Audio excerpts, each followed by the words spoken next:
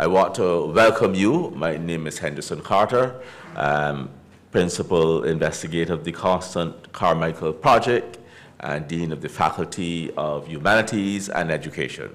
Welcome to the Cave Hill School of Business at the UWI Cave Hill campus. We just want to do a little housekeeping matters first. The bathrooms are to my right, and then the kitchenette is also to my right. There's where lunch will be served. And I think you have Wi-Fi access already? I believe so. Good. So we are ready to go. And we want to welcome Nidra Lee from UMass Boston to guide us through this first panel. Nidra, give a round of applause. So good morning to all of you. Good morning to all of our guests. Greetings. So we are actually going to start the first panel, which is a discussion on the materialities of enslavement. One of the things that I actually want to point out before we begin is the tagline for this conference, for Island to Island, the Constant Carmichael Project, is Be Part of History. And it is quite fitting that one of the first sessions to begin this conference is a session that talks about the archaeology. Archaeology is the study of the past through material remains. And when we think about the goal of this project to understand slavery, to understand the role of a larger plantation economy and the development of capitalism, archaeology has been a critical part of that. Yesterday, at the start of our discussion, you all learned about the way in which Sylvester Manor, which I want to just say thank you for being here and for ultimately providing the soil, the seeds, to generate not just the findings that have come out of this, but the conversations that you will see today. Archaeology has been a part of the work at Sylvester Manor for 27 years. And so much of the discussions and much of the findings that when we talk about the ways in which slavery and capitalism have functioned at Sylvester Manor and on a larger global scale has come out of the research from the archaeology. And so that brings me to the purpose of our session today. So we have two goals. Our first goal is to continue to highlight the research that has taken place using the material culture that has been recovered from the archaeology at Sylvester Manor. One of the things that the beautiful brochures have pointed out is that we have roughly 380,000 artifacts that have come from 27 years of work at that site. And so much of the discussions that you will hear today are giving you some idea of the new questions, the new directions that the archaeology is going through as we continue to do that work. We also will actually begin to hear the ways in which archaeology, or the answers and some of the information that the archaeology can provide when we look at and study the Constant and Carmichael plantation. And our colleagues from the University of West Indies at Cave Hill will ultimately lay out a plan for what the archaeology can do in terms of answering some of those questions and also intersecting with the findings that we've had at Sylvester Manor. Once we ultimately do the presentations, we will then follow up with a panel discussion that actually looks at the intersection of archaeology and history to understanding plantations, race, and also capitalism. So thank you, sit back, relax, learn a little bit more about archaeology, and I'm actually going to open up the floor to our first presenter. And our first presenter, to the front. One other thing that I'm going to ask you, since we are a little pressed for time, is to just hold your questions until after our presenters have had a chance. Thank you again. All right. Good morning, everyone. My name is Ree Donovan Vickers. This is my colleague and friend, Teresa Douglas Patterson, and we will be presenting our archaeological research design and vision for the future of constant plantation.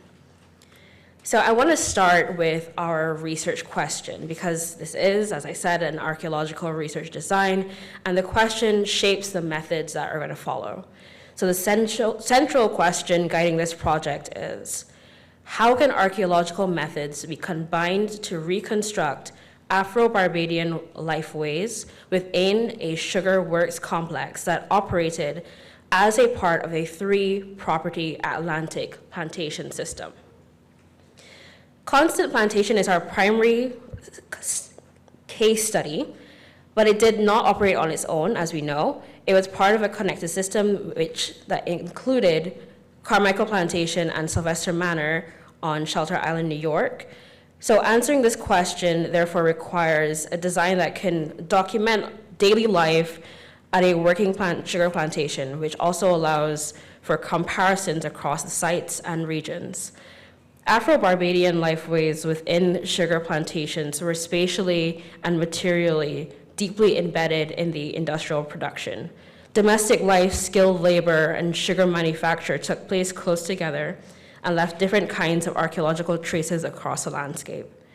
No single method could capture housing, work yards, movement, craft activity, and long-term change on its own. In addition, as Constant Plantation is under development pressure, this research must prioritize fast, non-invasive documentation that can record key information before archaeological resources are lost. Taken together, these factors make a multi-method approach necessary. The starting point for this research is archival mapping, specifically a plantation map from 1739, which I will show here.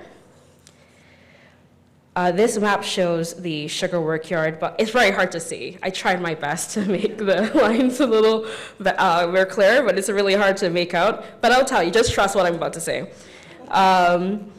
So this is, it shows the sugar workyard, boiling house, and it makes mention of the smith shop and Negro houses, which you see in this little shape at the bottom here in the center and where these windmills are in that section. For clarity, this project distinguishes between 2 areas of investigation. So we can have a site 1, which refers to the sugar works and associated Afro-Barbadian housing, which is shown on the map. And then site 1 is the main focus of the project and anchors this research design. Archaeology is used here to examine which parts of this layout remained in place, which shifted, and which changed over time. Differences between the map and the archaeological record are going to be treated as meaningful evidence and not mistakes. A central part of this research design is the community component, which is used as a method rather than simply as background. Community involvement is important not only for ethical reasons, but because this research is meant to return knowledge to descendants of Constant and Carmichael, people for whom the plantation landscape represents inherited heritage and not abstract data. This work is therefore carried out with consent and involvement rather than in isolation. Oral histories from descendant communities are treated as spatial data. They help identify housing areas, workspaces, movement paths, that are missing from colonial records. In practice, this knowledge helps determine whether survey, geophysics, and testing, where these things take place, reducing bias that comes from relying solely on written sources. Reliability is addressed by comparing community knowledge with archaeological and documentary evidence. When studying Afro-Barbadian lifeways, it's also important to recognize that lifeways include death and commemoration. Mortuary practices reflect belief, kinship, and continuity. This leads to Site 2, and Site 2 refers to a possible burial area east of the plantation core, which on this map here is like this side of the property. Towards Buckley, identified through very preliminary community information. At present, there's no documentary or archaeological confirmation of burial activity at Constant. Site 2 is therefore treated as a hypothetical rather than confirmed site. Because burial landscapes are highly sensitive, any investigation at Site 2 is limited to careful, non-invasive methods. So remote sensing methods are used at both sites, but for different purposes. At Site 1, drone photogrammetry, LiDAR, satellite imagery, and GIS are used to identify terraces, foundations, yard surfaces, and movement routes that connect work and domestic spaces. At Site 2, LiDAR is the most appropriate first method because it can detect subtle surface features beneath heavy vegetation. GIS serves as the core analytical tool, bringing together maps, community information, and the surface data, and then subsurface results, so that relationships across the landscape can be studied. All data are managed in a digital framework designed for transparency, long-term access, and community stewardship. Geophysical survey allows subsurface investigation without disturbing the ground and connects the landscape analysis to potential excavation. At Site 1, ground-penetrating radar is used to locate the foundations and floors and compacted surfaces, while magnetometry is especially useful for identifying burning and metal work related to the Smith shop. Electrical resistivity can also help identify yard surfaces and structures. At Site 2, ground-penetrating radar would only be considered if several independent lines of evidence point to a very specific area. No single method is treated as conclusive. This project follows a non-invasive approach first, for both ethical and analytical reasons. Legal and ethical responsibilities related to Afro-Barbadian ancestral landscapes shape how research is carried out, including where and when excavation is allowed. Community governance also requires that multiple forms of evidence agree before excavation takes place. These limitations do not weaken the research, they just require stronger evidence before interpretation. Excavation, if it occurs, is limited and targeted and mainly at Site 1. Soil test units are used to confirm interpretations developed through maps, remote sensing, and the geophysics, especially in work yards and domestic areas. Excavation focuses on the stratigraphy and activity surfaces rather than large open areas. I'm gonna just show you what I mean here.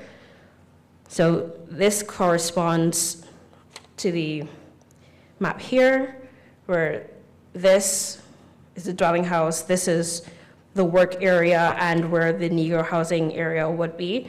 So we believe that this would be the corresponding area here.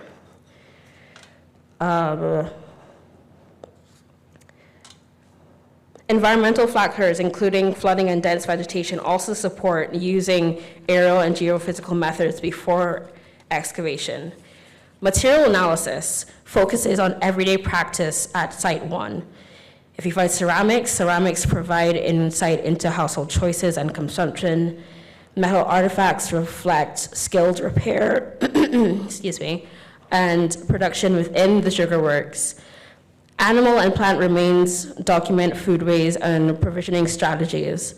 Soil micromorphology helps identify activity surfaces and repeated use of space. Together, these materials allow lifeways to be reconstructed through practice rather than through written records alone. Interpretation is informed by comparison rather than treated as unique to constant. So research at transplantation in St. James provides insight into domestic organization and how a plantation system is set up and changed over time. While at Newton Burial Ground, that helps us with providing a guide for the ethical approaches to mortuary landscapes. Sylvester Manor offers a broader Atlantic comparison for understanding how practices developed in Barbados and how the two areas influence each other. These comparisons are used to check interpretations and not impose templates. In summary, this research design brings together community knowledge, archival maps, remote sensing, geophysics, targeted excavation, and material analysis, across two clearly defined areas of study. By treating Site 1 as the sugar works and housing complex and Site 2 as a cautiously investigated potential burial landscape, the project reconstructs Afro-Barbadian lifeways within a plantation system operating at an Atlantic level. Success is measured by how well different lines of evidence come together and not by any single discovery.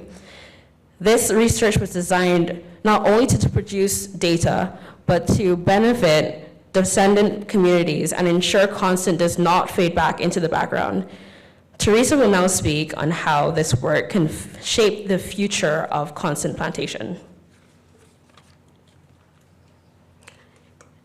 My colleague emphasized a lot on community, and the vision of the future is more about community and how that community can benefit. I'm going to skip straight down to the idea of the future. Constance at the moment Constance was a provisioning plantation, but in the present, there is a large water resource on the plantation. Arc Irrigation is a business there, and in discussion with the owner, he let me know that there's a well that pumps up to 400 gallons a minute.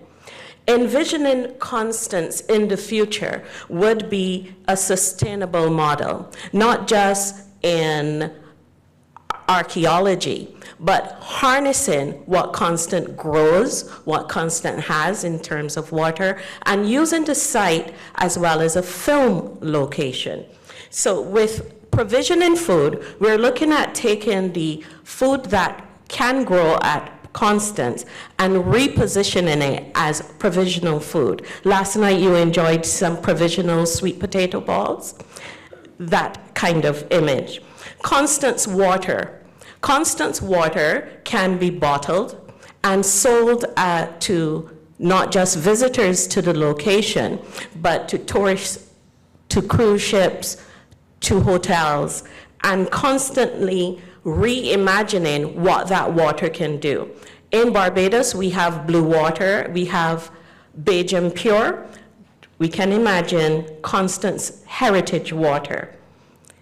Then, when we are looking at using Constant as a working estate, a heritage working estate, as a living archaeological landscape, this would allow for the present sugar that is grown there to be remarketed as heritage sugar, where you can do demonstrations of sugar scale cultivation and heritage varieties. In film, Constance can be used as a documentary and film heritage location. Think Bridgerton as a Hamlet plantation, exactly. And so with stage one, in summary, stage one will be archaeology, but the stage two will be getting all the legal minds together. How can this happen? And stage three is my vision, the vision of the future, reinterpreting Constance, not just as a plantation, but as a heritage site, going beyond sugar, going beyond excavation. Thank you.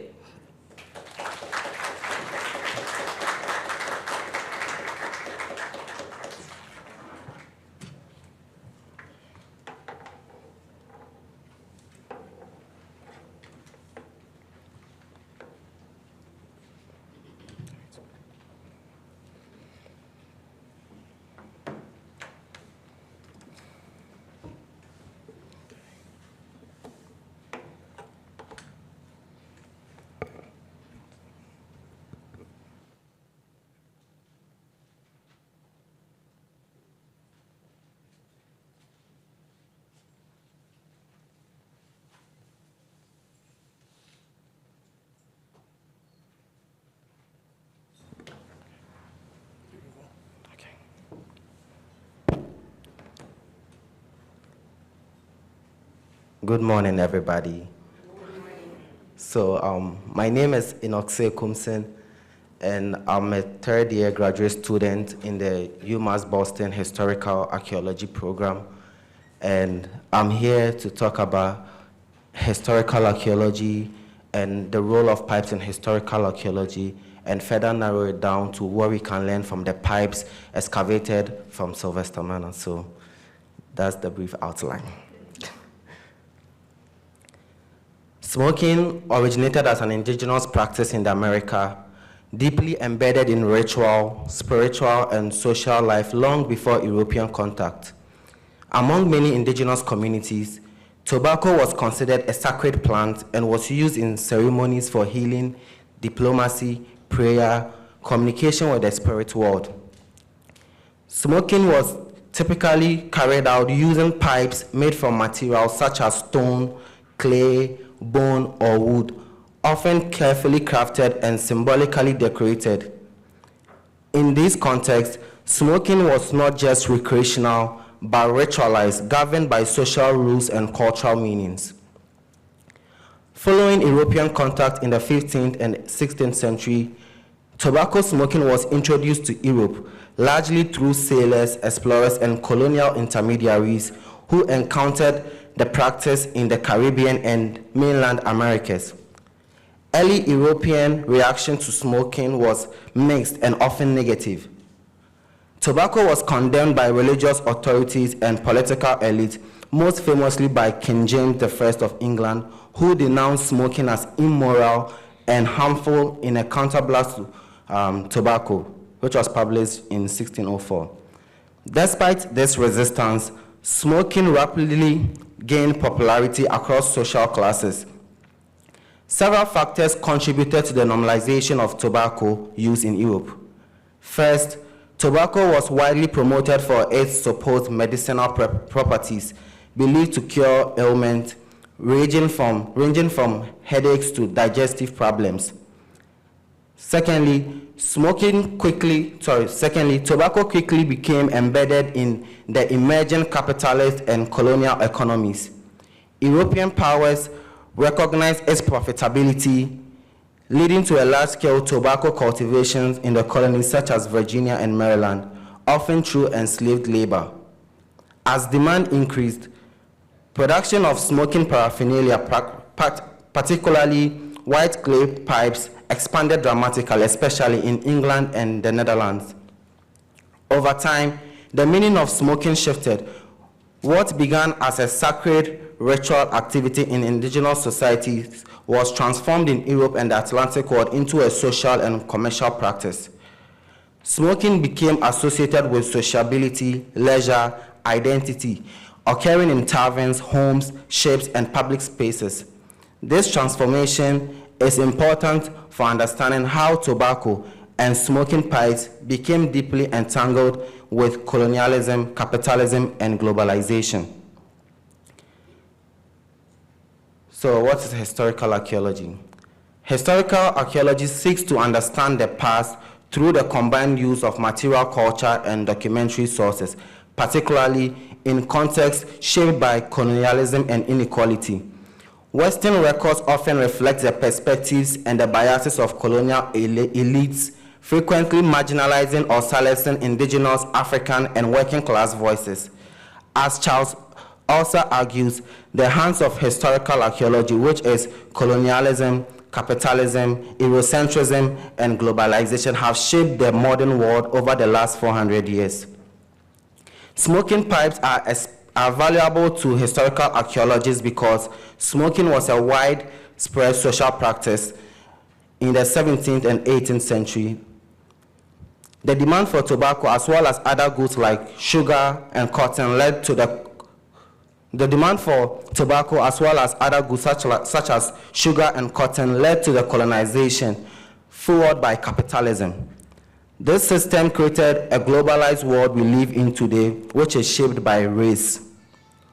Smoking pipe is one of the most ubiquitous artifacts found on archaeological sites throughout the Atlantic world. Pipes appear on urban, rural, domestic, military, plantation, and maritime sites, and this allows archaeologists to compare behaviors across space and social groups.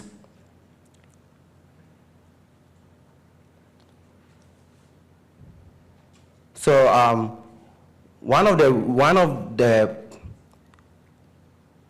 most important attributes of pipe is that pipe can be used in dating sites and site occupations, and this can be done in two ways. We have the formal dating techniques such as the stem bore dating, and the non-formal dating techniques such as the non-formal dating techniques such as bow morphology, maker's pipe, and decoration motifs. At this point, I'm going to dive deep into the formal dating techniques, which is the stem bore dating. One major reason why pipes are important is its utility in dating archaeological context. J.C. Harrington was the first archaeologist to consider using pipe stems as dating tools in 1954. He observed that white clay pipe stems from sites in Virginia changed over time in a predictable manner, following the basic trend of decreasing bore diameters from the 17th century into the late 18th century. He measured 330 pipe stems from 17th century Jamestown sites and 18th century colonial Williamsburg site using 1/4 of an inch drill bit and defined 5 dating time periods, which you can see in the slides here. Unfortunately, it's not as clear, but then from the histogram you can see that from 1620 onwards, the pipe bores began to increase in size as time progressed, so there is a correlation over there.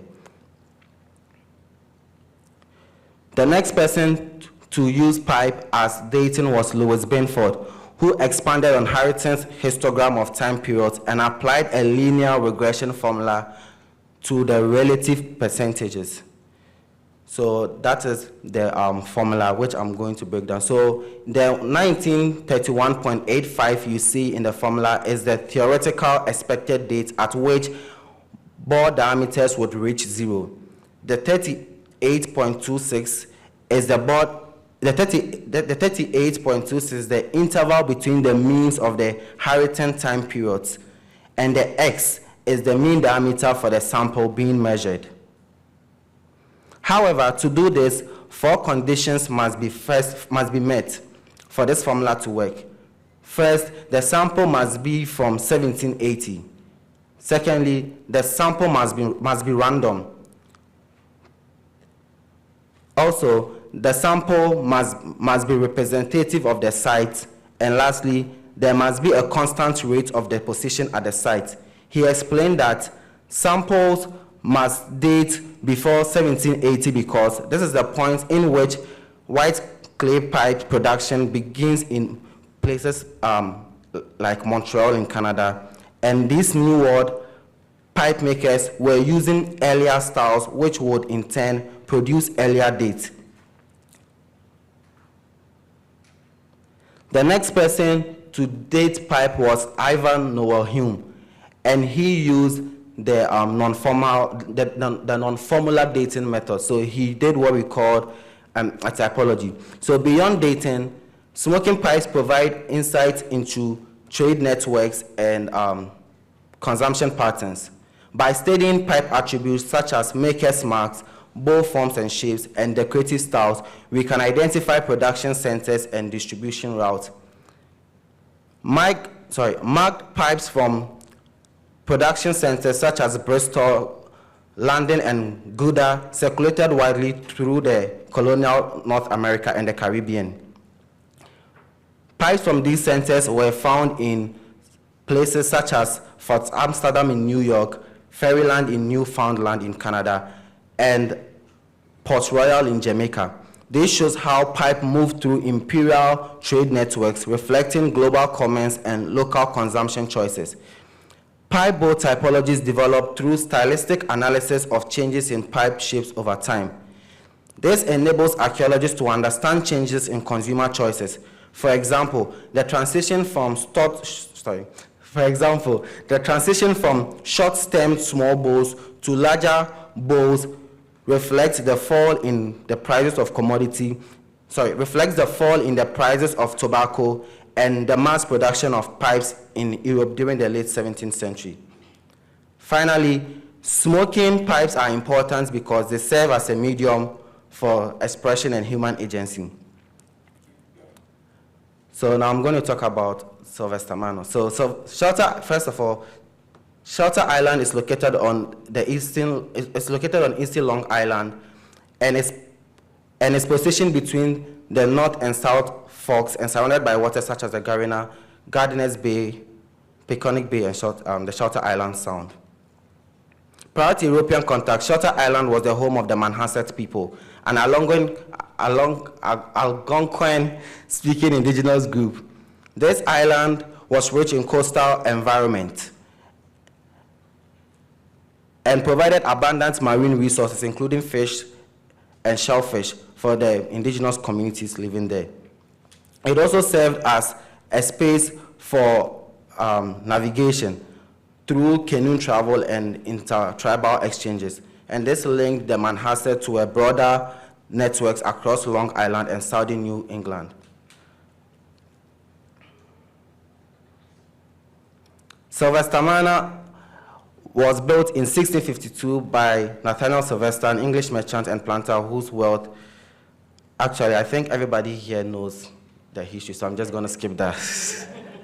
Okay, so let's talk about the archaeology of Sylvester Manor. So this presentation is of my research work, and I'm looking at two site areas in Sylvester Manor, which is the South Lawn and the Southeast Lawn. So the South Lawn is the lawn interior to the circular driveway.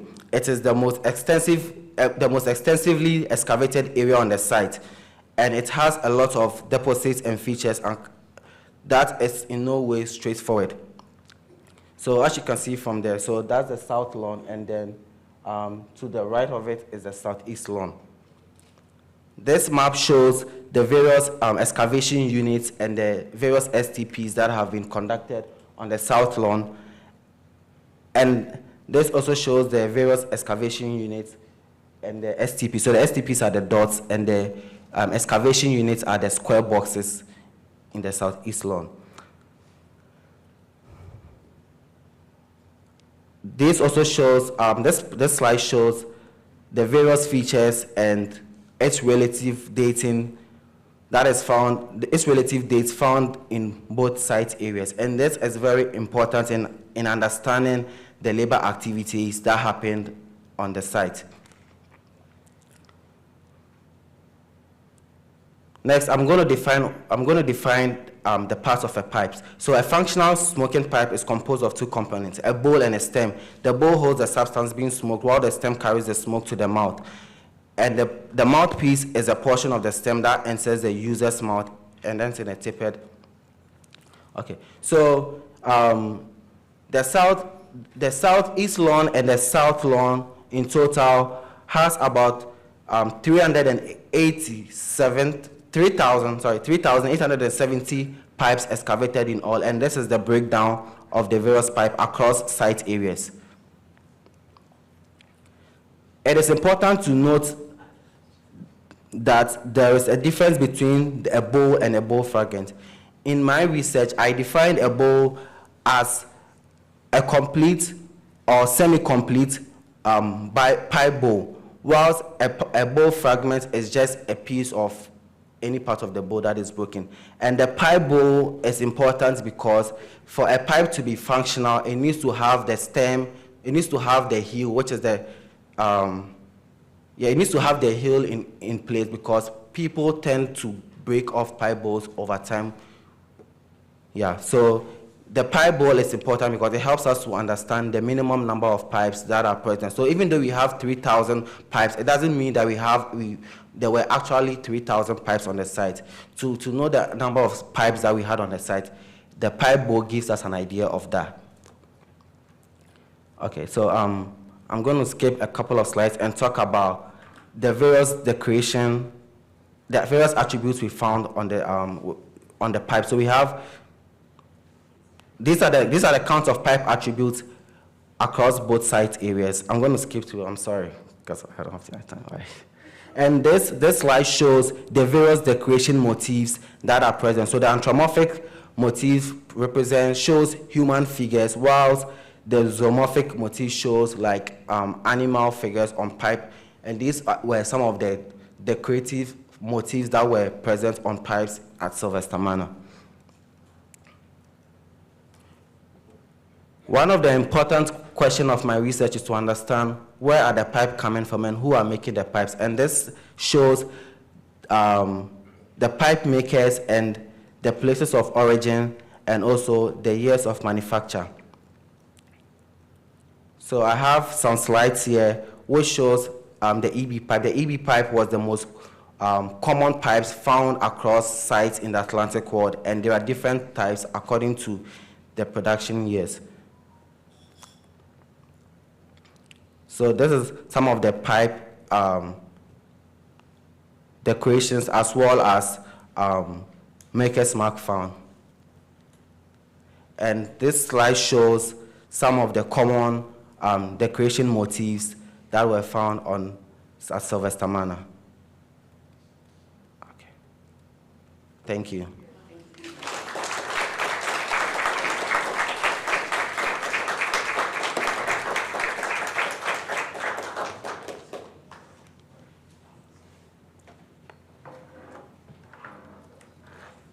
Good morning, everyone.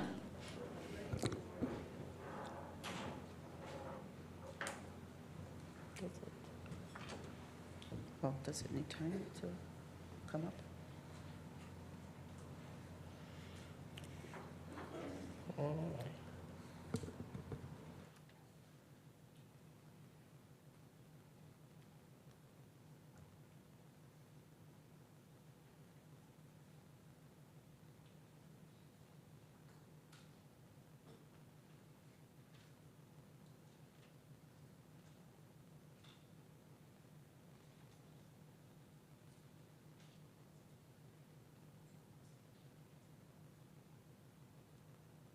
Thank you, everyone.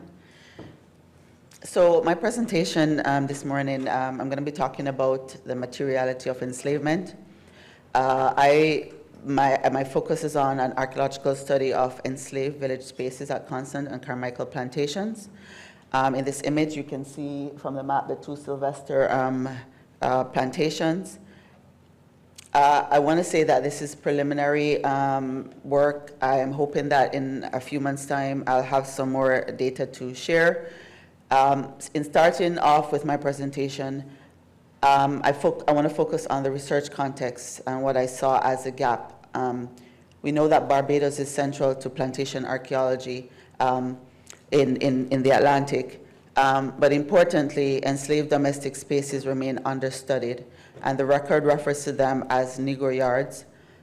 There's only one systematically excavated enslaved village, and that's at Trent's Plantation in St. James. Other enslaved spaces have been noted at Newton, Draxall, and St. Nicholas Abbey. However, these have not been excavated. They have indicated that these are likely to be the enslaved spaces. And when you go to Newton on Wednesday, it will be an opportunity for you to see just how much, because with the development that has taken place, a large part of the area of what is considered to be the enslaved village has been razed to the ground. And so the opportunity to study portions of that enslaved village at Newton has been lost. In the broader context is that understudied plantation landscapes are understudied, and it also will contribute to a landscape biography analysis of the St. George Valley. So it's going to be a comparative spatial study of space, environment, and power, spatial logic, landscape, historical analysis, analysis of continuities and ruptures, and something that is very important to me in looking at the long-term environmental legacy of slavery.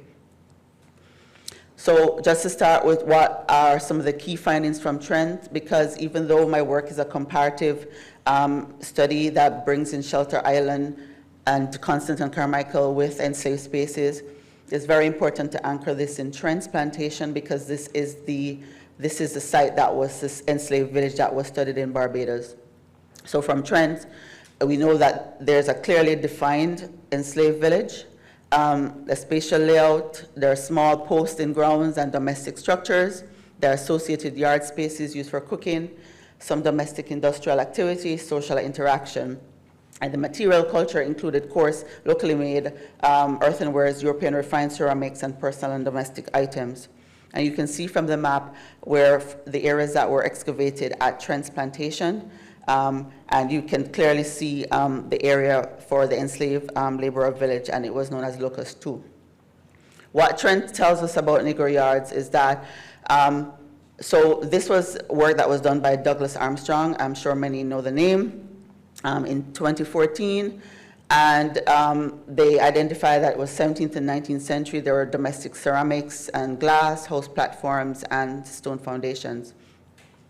It was identified that from Trent's, what they found, it was consistent with other enslaved village space, meaning located near the center of the plantation and near the works. So they did this work in 2014 to 2016. They cut transects through dense bush and trees to gain access and plot distribution of artifacts and stone features marking house sites. They used a 10 by 10 grid. They did a total of 122 shovel test pits. For those of us who don't like to do shovel test pits, that's a lot too. They identified 5 of 14 well-defined house yard areas were excavated.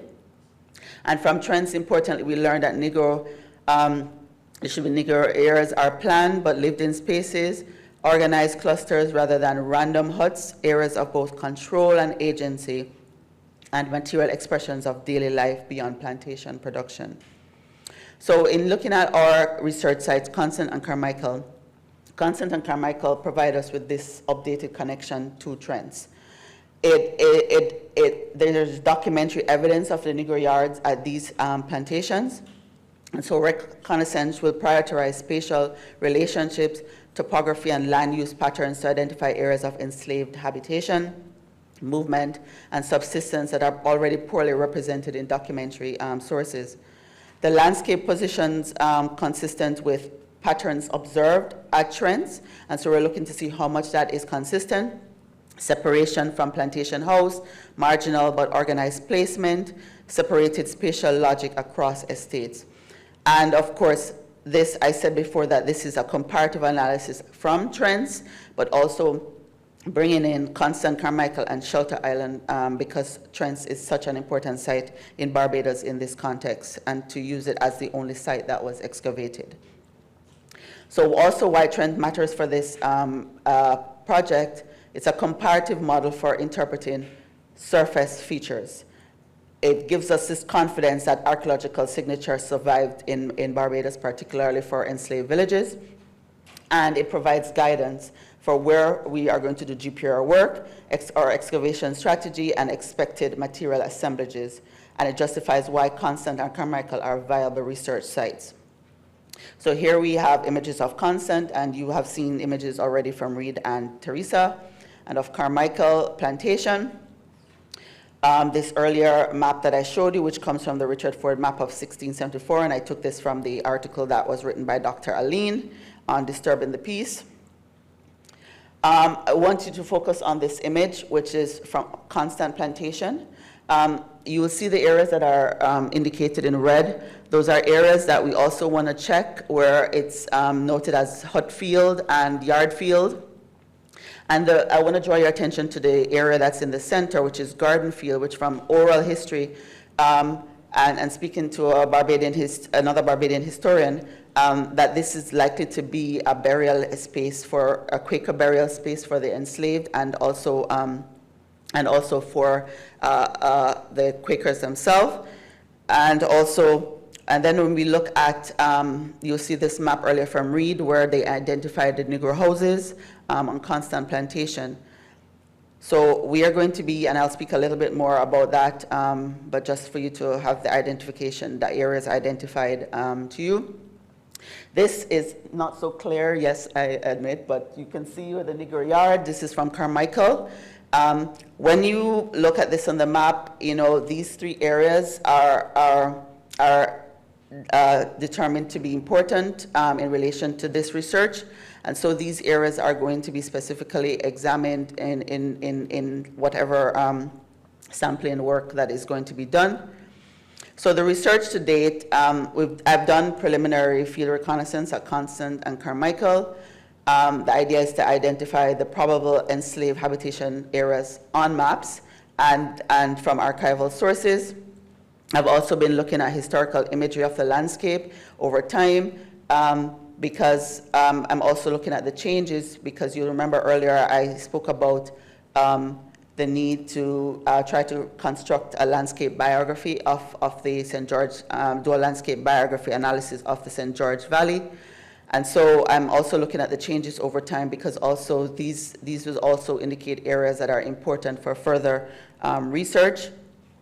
So also planned is a deeper pedestrian survey to identify landscape features consistent with trends, patterns. So we're looking for slight patterns, slight terraces or leveled areas, artifact scatters, repeated spacing suggestive of domestic plots. And we know that Shelter Island was a provisioning, so we want to also look at certain areas on Constant, on Carmichael, in relation to house areas that might have been used by the enslaved for provisioning for themselves. So there's a comparison of spatial characteristics across plantation trends to Shelter Island. So trends, Constant, Carmichael, and Shelter Island with Sylvester Manor. So my research questions, I'm looking at how were enslaved living spaces organized, what do material remain reveal about daily life and resilience, and do shared spatial logics exist across plantations? My plan methodology, very important, archival and oral history, research to refine village locations, historical satellite imagery to examine landscape changes over time, georeferences of plans and maps, some drone spatial mapping, and I just want to add here that this part is particularly important because just as Reed and Teresa, their research that they presented here this morning, that came from our research methods archaeology course, the second year course, and they developed that further for today, and there's potential for them to go further with that. But also in our planned historical archaeology course, we're going to look at the spatial layout of plantations across Barbados, something that is very important, a comparative study of plantations across Barbados. And also, we're going to do ground-penetrating radar work to detect post holes and yard boundaries, and sampling through shovel test pits, informed by the trend spatial layouts and the reconnaissance work that is done on the ground. Additional work is also dependent on resources, so we will look into that further. The idea is that we're comparing enslaved domestic spaces across these areas. And so we're going to look at the evidence base, housing, yard areas, material culture, spatial logic, research roles such as across. So I'm going to also be entering in Shelter Island in this. So the aim is to also look at, what was done, the excavated enslaved village, what came about from it, what was it telling us about housing, yard spaces, material culture, and the other topics that are mentioned there. And then, of course, it is important for us to consider our ethical and participatory framework. Sorry if the image, I think, has cut off some of the text there, but we have to look at the sensitive history of enslavement, community engagement, student involvement through the University of the West Indies. The archaeology program just restarted at Cave Hill, and this is an opportunity for us for students to get more experience and to also, do applied archaeology and not just consider theoretical issues with archaeology. Expected contributions, expanding beyond trends as a single data point, comparative enslaved village archaeology in Barbados, stronger regional and Atlantic world interpretations, and then moving from trends to Constant, Carmichael, and Shelter Island. Trends and Shelter Island show us what is possible. Constant and Carmichael allow us to test that. So we look at variability, common plantation logics, broader patterns of enslaved life and its materiality, and it moves from a single known enslaved village toward a broader understanding of how enslaved Barbadians lived across plantation landscapes. Thank you.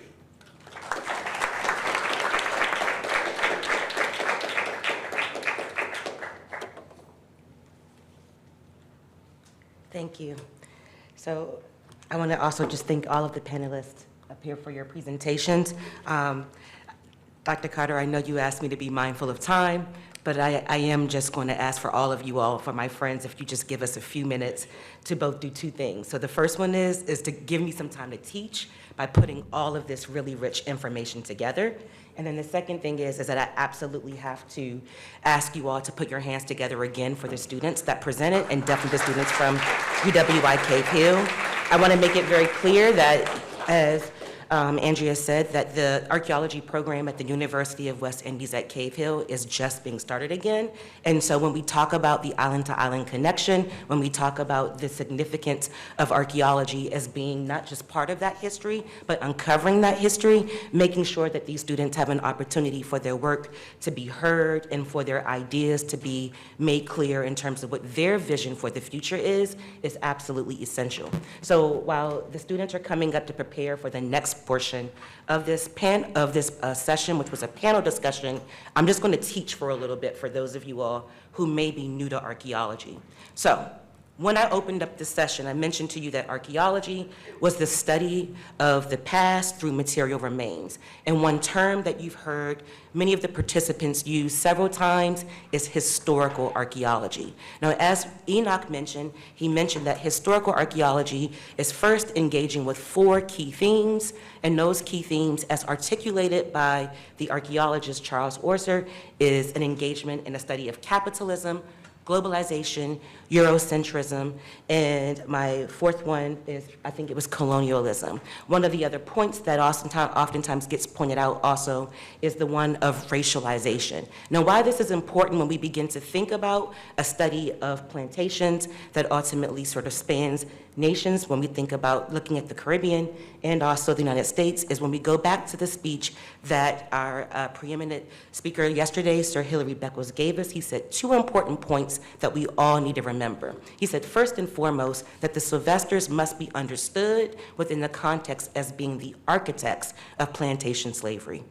The second thing he said is that when we begin to understand the architecture and the construction of plantation slavery, that the British were masters of economics. And so one of the things that you can actually see from all of these presenters is that historical archaeology is well suited to ultimately both corroborate and sort of highlight those 2 facts based off of its study of not just the material remains that are recovered from everyday sites. And when I say everyday sites, I'm talking not just plantations writ large or workspaces writ large, but yards, burial grounds, the living quarters, all of those things, when you think about it, of a study of material culture in combination with the archival record. And the one beautiful thing that my friends mentioned that did not get much of attention, but that they all made very clear was an integral part of their research, was oral histories. And so one of the key takeaways that I want you all to understand in terms of why historical archaeology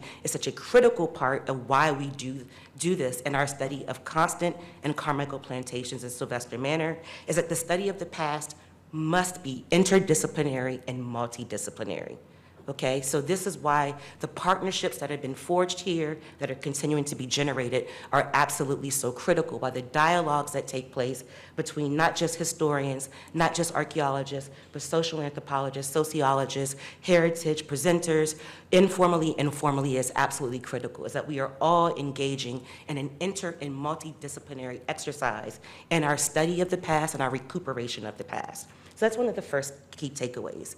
The second one that I want to emphasize is that the study of Constant and Carmichael in Sylvester Manor, all of this must be, it's a multi-sided, but it is also a global study, that you cannot answer the questions that we are ultimately trying to answer without rooting it in a global context. And that is something that I think each one of the talks also presented very well.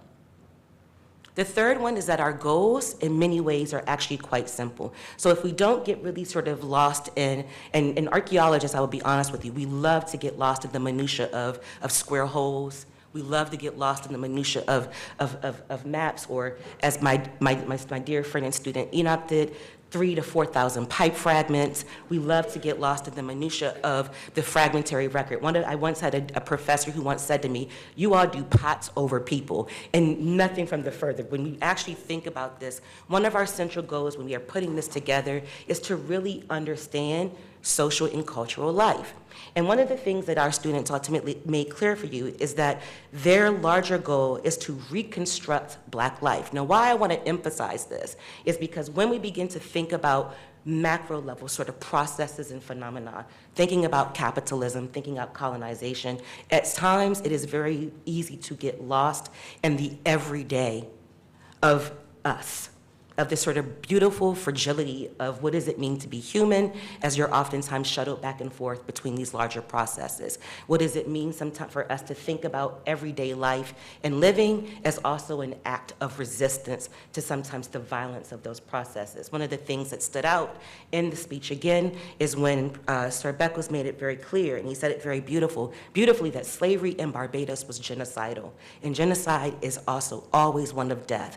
And so when we think about archaeology as being a means to reconstruct everyday life, then we're thinking about it as a way to sort of speak truth to power about the everyday resistance and living of not just sort of Black and brown people, those who found themselves the victims of these larger processes. And so our goals are very simple in terms of that. It is always to speak and to highlight the beauty of that life in all of its sort of like sometimes grand activities of large rebellions, and sometimes in something as simple as resisting by smoking. Now, sometimes what that resistance looks like through things such as consumption and trade is also sort of the ways in which we can think of cultural change and cultural reformulation through syncretic behaviors. And so when Enoch talks about the sort of about smoking as an indigenous practice, and ultimately being used later and sort of incorporated in a larger capitalist practice, but something that would have been done leisurely because it became such a fundamental aspect of everyday life, that is made clear. The last point, and one that I think is really critical, is that the study of these three sites and the work that we're doing must be ethical and heritage-minded. And what I want to emphasize with that is, and what our students have pointed out, is that it must be transformative and it must be meaningful. And so when Teresa and Reed talk about the ways in which Carmichael and Constant Plantations, that there's a well that pumps out water, and thinking about, you know, sort of the spreading and sharing of water, and thinking about making sort of the past relevant to people through almost in media, in popular culture. All of those ways are the ways in which we remember not just slavery, but also a ways in which we are forced to reckon with the sort of everyday legacies of it. And when we reckon with the everyday legacies of it, we begin to have to also reckon with larger, more difficult questions of reparations, but it also means that our methods and our interpretations must always sort of actually be sort of, in many ways, aimed at not sort of recreating and reproducing those violences. And so when we think about an emphasis on non-invasive methods, which is something when you hear the students talk about LIDAR, when you hear them talk about archival mapping, all of those things are a very important part of archaeology, and they allow us to still recover our past, to look below the ground, but to also do it in ways that preserves it for the future, but also to continue to not sort of to be present-minded. And so those are the key takeaways that I actually want to sort of just at least do to sort of help us put all this together. Now, these are our sort of core researchers who've been working for the past 3 years on the archaeology. You did not get to hear all of them today. However, there are some questions that they have ultimately asked us as a collective to wrestle with. So what I'm going to do before we close out, because we are pressed for time, but again, please just give me this moment to teach and to allow them to ultimately sort of talk to you all about their thoughts on this. So I'm going to ultimately lay out at least 2 of the questions that the panelists have asked us to sort of mull over as it relates to an archaeology that engages with all of those key takeaways, but one that must be, again, transformative, heritage-minded, ethical, and also grounded in those sort of aims of elucidating some of the points that Sir Beckles ultimately pointed out. So once they've had a chance to at least give their thoughts, we open the floor up to you all as well.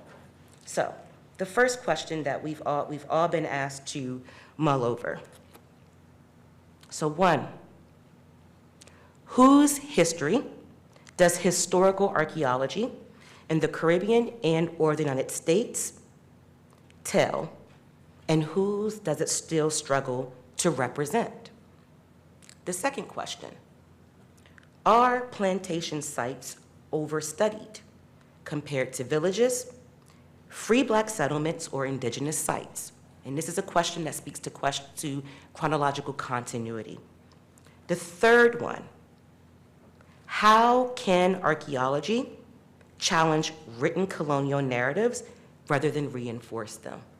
So what does it mean to begin to root oftentimes our histories, definitely for us as archaeologists, in sites such as plantations, and processes such as capitalism, and processes such as colonialism, and still have a mind towards not reproducing the sort of violent ideas, grammars, etiquettes that came and structured them.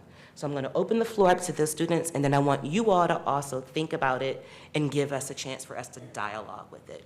And this is the part where, as a moderator, where I have to go back and make sure that we're at least being mindful of time. So just please make sure that you keep your comments concise and at least maybe within 2 minutes. That's all I ask, and I would do that for you all. All right, so I'm turning it over to you all.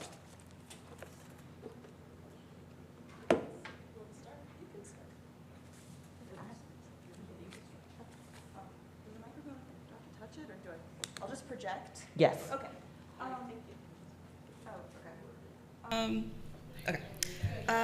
So I think that Dr. Richards and Teresa and Reed have already really kind of answered for us that, you know, archaeology or historical archaeology, it has the potential to tell everyone's story. Historically, it certainly hasn't in, you know, the past 60 years of the discipline. It's been, you know, largely done by, you know, rich white men who also study rich white men, these plantation owners. But, you know, with this, you know, perspective on, you know, past people of color, I think that it has the potential to tell everyone's story, including the enslaved people and later free Black people of plantations and free settlements.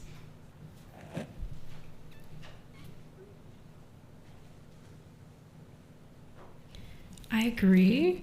I do want to say, though, that it does struggle because with people who don't have access to written records or producing their own records, we do have to rely extremely heavily on, which is often fragmentary evidence of their lives.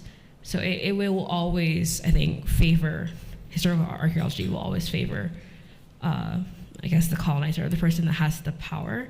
But I do agree that it does give us an opportunity to fill in those gaps. It just, unfortunately, just by the nature of the past, we will never have as full of a picture of underrepresented and suppressed groups as we will have of those who have power. Do you feel that a fuller integration of oral histories and community histories can help with that, or? I do, okay. But I do think it's with anything, there's you have a benefit and a drawback. Right, of course. Because I think one of the questions we have to think about is what happens when oral history and the evidence conflict. Mm-hmm. And that's always a really interesting thing. It's not always butting heads. It doesn't have to be oh, well, science doesn't matter, or, well, your opinion doesn't matter, or what your stories tell doesn't matter. It's very interesting, and there's a lot of value in figuring out how to parse the differences between oral history and what evidence presents. For sure. So I think that oftentimes in the US, when we're speaking about historical archaeology, the people who are represented most in the forefront, it becomes challenging, and it's often very inaccessible for people of color, for Black people, to sort of enter the field of archaeology. I still think that there is so much more work to be done in terms of supporting our archaeologists of color and what it looks like to form those networks. I do think that when we work in African diaspora archaeology, we are not confined to location. We're always thinking about the multitudes and the places that we work in. We're always thinking about communities on different sides of the Atlantic. We're always thinking in relation to others. And I think that's an extremely beautiful thing. But I think that within the broader discipline of historical archaeology, that still isn't always understood, you know? And so I think also sometimes working in the US, sometimes Americans have a tendency to only look at American literature. They don't look to the Caribbean, they don't look to South America, they focus on a lot of the English-speaking world. And so I think sometimes that is a limiting factor when we have so much rich archaeology, not just in the US, that speaks to a lot of these histories, a lot of these joint histories. So I think that's also sort of important to sort of note sometimes the limits of our discipline, but also looking to the future, how we can sort of expand our reach. So tell us, how about we tackle the second question? What do we think do we think that plantation sites are overstudied compared to free Black communities or indigenous sites?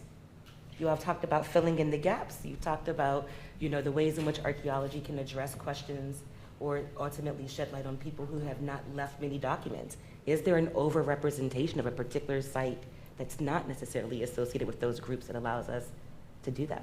Thoughts? If I may, plantation sites within the Caribbean, we don't know enough from the Caribbean perspective. If I, as a university student in Barbados, in the Caribbean, wants to study my history, I have to look externally. Not only do I have to pay for that, I also have to make physical visits to those locations to study my history. So therefore, the overrepresentation to the public is not from my perspective. And that's an anomaly that needs to be fixed, where historical archaeology from the Caribbean's perspective can now not only fill that gap, answer that question, but the oral histories and the voids that are missing from those stories that external people study who don't have the reconnectivity to those plantations. And I will use myself as an example. In my own family, the name of the enslaved forefather stayed within our generations, and therefore I was able to go find him. But to study that plantation, I had to go outside. And so therefore, the reconnectivity from a Caribbean's perspective has to come home first in order for that question to be exhausted. I just want to add that while I do think that there has been a decent exploration of plantations archaeologically in Barbados, or at least in the Caribbean, the smaller spaces are the ones that may complete the story. I was walking around my yard yesterday and I found a German marble. And then I found a 1920s milk glass production from a cosmetic company. So I'm saying sometimes the story needs to be told from below versus above. And even though there may not be extensive or exhaustive study on plantations and stuff, even though there is information out there, there's little to none coming from the tenantries. Oral history, while we sit here in an academic space and give it its props, it doesn't always pass muster, especially when you speak to multiple people about the same thing. So perhaps a place to canonize oral history, that you can use it as a comparative analysis to what you found archaeologically. But a focus on the smaller spaces, I think, may do a better job of telling the story or filling in these spaces, because there's a lot of names that you can't find. I don't know my parents and my grandparents' lineage. There's a million Neds in the records for Hopewell Plantation where I come from. So if we have studies that help us to fill in, as I said, these small spaces, it does a lot. And also it does a lot socially. a lot, as modernization continues, stories, the oral history is not passed down generationally anymore and is lost.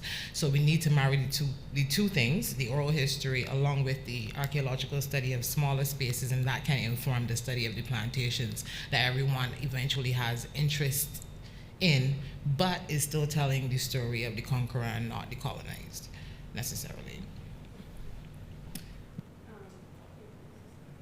Okay, there we go. I just wanted to add to what Marcia and Teresa and also what Kristen said. When thinking about plantation archaeology and the study of plantations in the United States, where I have the most experience, I feel like a lot of the time the focus is on the colonial period and very much focused on the white colonizer. And so I think a way that this could be expanded as well, and going off of what Kristen said about U.S. archaeology being very American-centered and focused on where we get our information from, a way to expand outside of just that colonial period and learn more about the enslaved people who were living on these plantations and also the indigenous people who were there is to get a better understanding of where they were coming from, especially on Shelter Island. Many of the people were coming from Barbados, so what's their history? What experience do they bring to Shelter Island that then influences their lives there? And how do we get, I guess, a better understanding of not only the before, but also the legacies of slavery afterwards? And how do we move from this colonial, much more colonial period centered into like the 19th century, which is what Claire and Nidra are focusing on now as well. And how can this tell us about the legacies of the descendants of the enslaved people and where they went, and yeah, just kind of expand into the present and also, I guess, further into the past as well. And if I can just format, when you look at the human experience of the plantation, we look at a plantation and we look at it as a business model. Yes, but then the human experience is rarely talked about. If I can refer back to my forefather, when I look at his record, he was brought in from Africa, and his name is on the book as African, but he married a Barbadian-born woman. And that story, that human experience, when I look at the age of him and her, what story does that tell? A lot of that is missing from the record. And as a result, we just see the plantation as a plantocracy, as an oligarchy. But the human experiences are rarely told because we don't have those records. The humanism of who was there being removed can still be told when we pull it off the books and create stories that don't just allow them to live as assets, but people, experiences they loved. They were angry, they cried, but we wouldn't know because we just focus on the plantation as a model, forgetting that human souls dwelled there. And even though colonizers may have had the upper hand, they too had their stories. There were intersections of love. There were intersections of understanding. There were intersections of resistance. So unless we see that totality and bring that story to life, historical archaeology will fail to tell beyond what a plant did. Thank you. So my timekeeper's actually stepped out. Any questions from the public before I get told to step off this stage for any, so questions?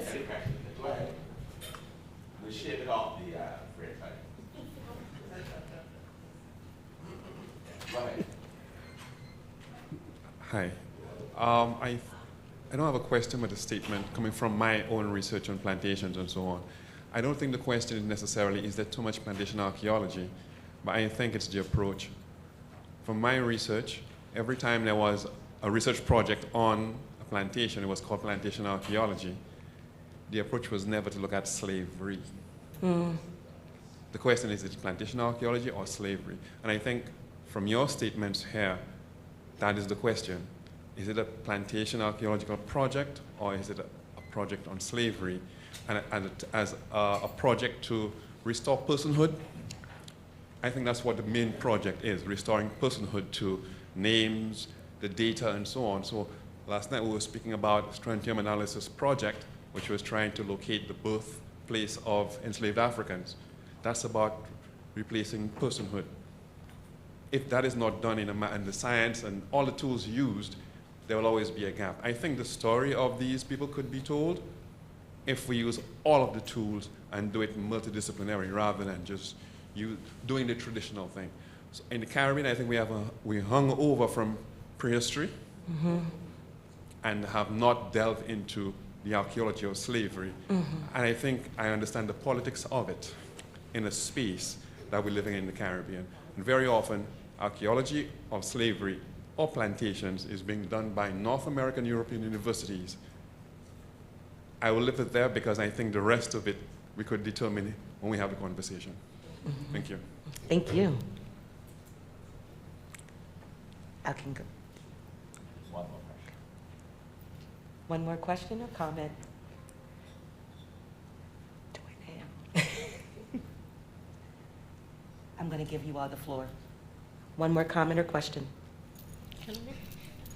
So I feel very strongly what the last statement was about, because for me, I think when I first started getting into archaeology, I had a very violent reaction to the way that people talk about slavery, because it is not often human-centered. And I think that as a Black person that looks at the history of race and slavery, we deal with the violence, but we also deal with life. You know, thinking about the people who were forced to be here, who became the stewards of the land, the stewards of the sea. It's extremely important of how we tell those stories, because these stories are extremely complex and they require care, they require heart, and it requires a commitment. It also requires a certain level of politics. When we talk about the implications of looking at slavery in a place like Barbados, in a place like Eastern Long Island. Eastern Long Island is one of the most segregated places in the entire United States. You know, the conversation around slavery is often none. There's a lot of people that don't even know that slavery existed in New York. Or when they talk about these conversations, it's often centered, you know, further west when we're talking about New York City. And so when we talk about race in Long Island and the extensive history of Black people in these places, of Caribbean people in these spaces, it's extremely important to add names, to add people, to add how these places not only were places of confinement and violence, but also they were places where people lived, where people grew food, where people experienced pockets of family. And so we have to understand the all of the aspects of life when we think about plantations. And I think that's something that the discipline is still sort of reckoning with. Yeah. I want to tell a quick story of a feather. Constance Plantation and Shelter Island, we all know the history. When I stepped foot at Sylvester Manor back in November of 2025, my right foot was right where a turkey feather was. And I asked Dawn Marie, can I bring this home with me?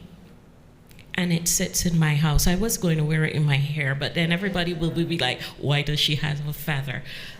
What I'm trying to say is that Barbadians left here, and a Barbadian came, someone who is deeply spiritual. And that turkey feather for me was an indication of ancestral reconnection. The love I have for my forefather who came from Africa and who stayed in my family, for me, studying history and being a part of this project brings a spiritual reconnection and an ancestral reconnection that feather to me signified. This is the beginning of something new. This is an ancestor who wants to come home. And that ancestor dwells safely at my altar in my house. But the conversation today is the beginning of something that we all need to settle.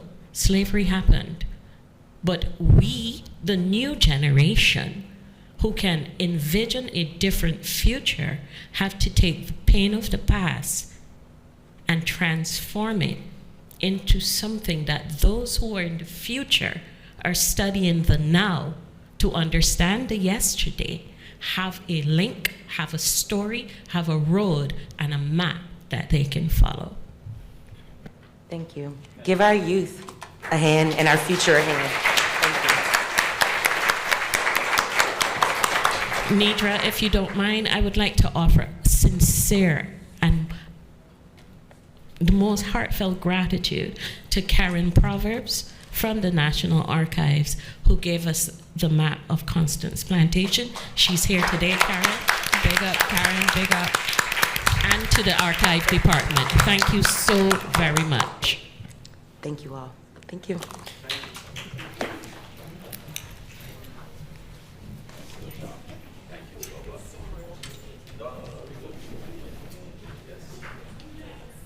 So this is time now for break.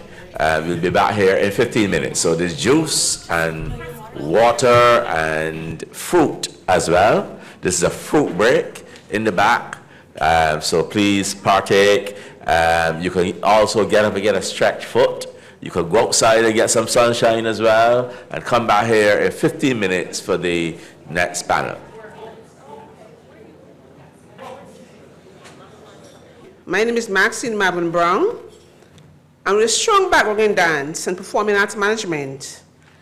I am a proud alumna of the University of the West Indies, Mona in the house, and the American University in Washington, D.C., a proud recipient of a Fulbright Scholarship Program. Having been so dedicated to the arts and the integration of the arts in schools, I've served the government and people of SVG for 31 years, January 3rd, 1995 to 2026, where we are now. During those years of service, I've smoothly transitioned from qualified teacher to dance development officer to cultural officer to the director of culture in the Ministry of Youth, Sports, Culture, and Creative Industries, St. Vincent and the Grenadines.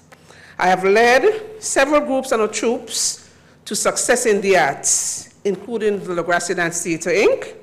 Today, it is indeed a distinct honor to chair this particular session or proceedings with my fellow Vincentians, Vincy in the house. And for the record, this distinguished man here, Dr. Scott, taught me at the Lowman's Lee with the Anglican School. In the interest of time, I'd like to recognize all distinguished persons present here, the professors, the students, the media, all, and of course, I'm going to big up the Vincies. Buenos dias, bonjour, mabriga, garifuna, for good morning. This morning, native labor in the Americas between the years 1625 to 1834 is the important topic at hand. This morning's session will take the following format. I will introduce both presenters and cognizant of the fact that you will be very, very attentive in this particular session.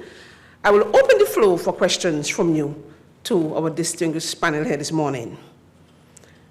Now, before we get down to the nitty-gritty of business, it's important to emphasize all of life is a stage. But more specifically, what will life be without the arts? This morning, Dance in Africa's Keisha Dongridge will be our icebreaker with a dance presentation. Keisha, welcome, and she's wearing the Garifuna colors, and I'm trying to remember Garifuna colors, yellow, black, and white. Put your hands together for Keisha.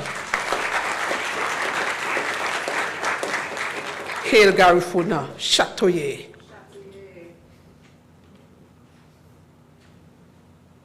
Our Garifuna heritage. Give us some volume, please.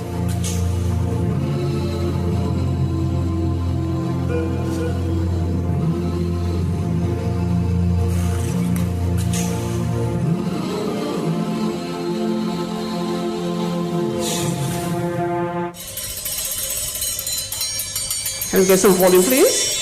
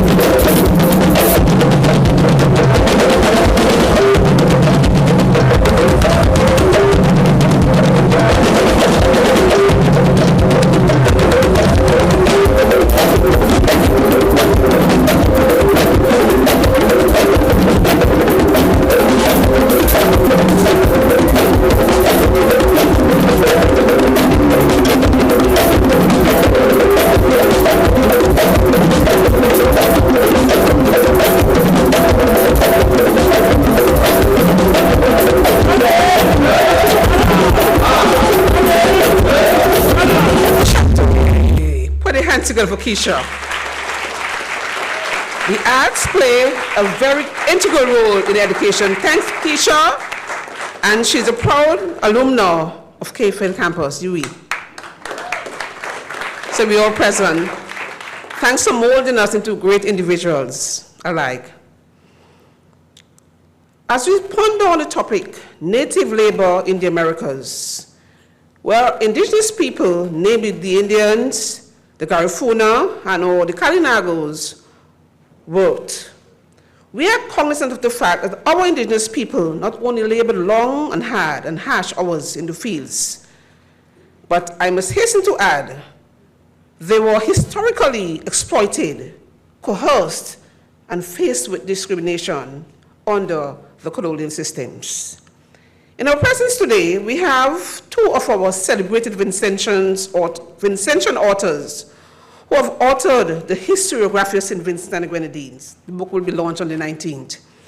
They are also celebrated and are famous historians who have mastered the art of history to ensure that our story, yes, our story does not go untold, but is documented to ensure that it's passed on from generation to generation.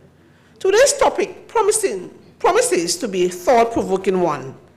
Native labor in the Americas, 1625 to 1834. Our two expert historians are in the best position to address that topic. And at this time, I'll introduce our presenters, beginning with Dr. Cleve Scott. Dr. Cleve Scott earned his undergraduate and doctoral degrees at UWI K-Field and has been teaching there since, whilst also serving the regional NGO movement. He is renowned as a music producer, having worked on the global hit Turn Me On by Vincentian Kevin Little. Our next presenter, just as competent, Dr. Michael Denny. Dr. Gary Michael Denny is also UWI alumni, Cave Hill in the house with Mona, who moved to Johns Hopkins University for his PhD, specializing in African history, and is renowned for his speech writing for the legendary freedom fighter, late South African President Nelson Mandela. Without much ado, because we are timed here, I'll call to present our seasoned historian, Dr. Cleve Scott. Let's welcome him, please.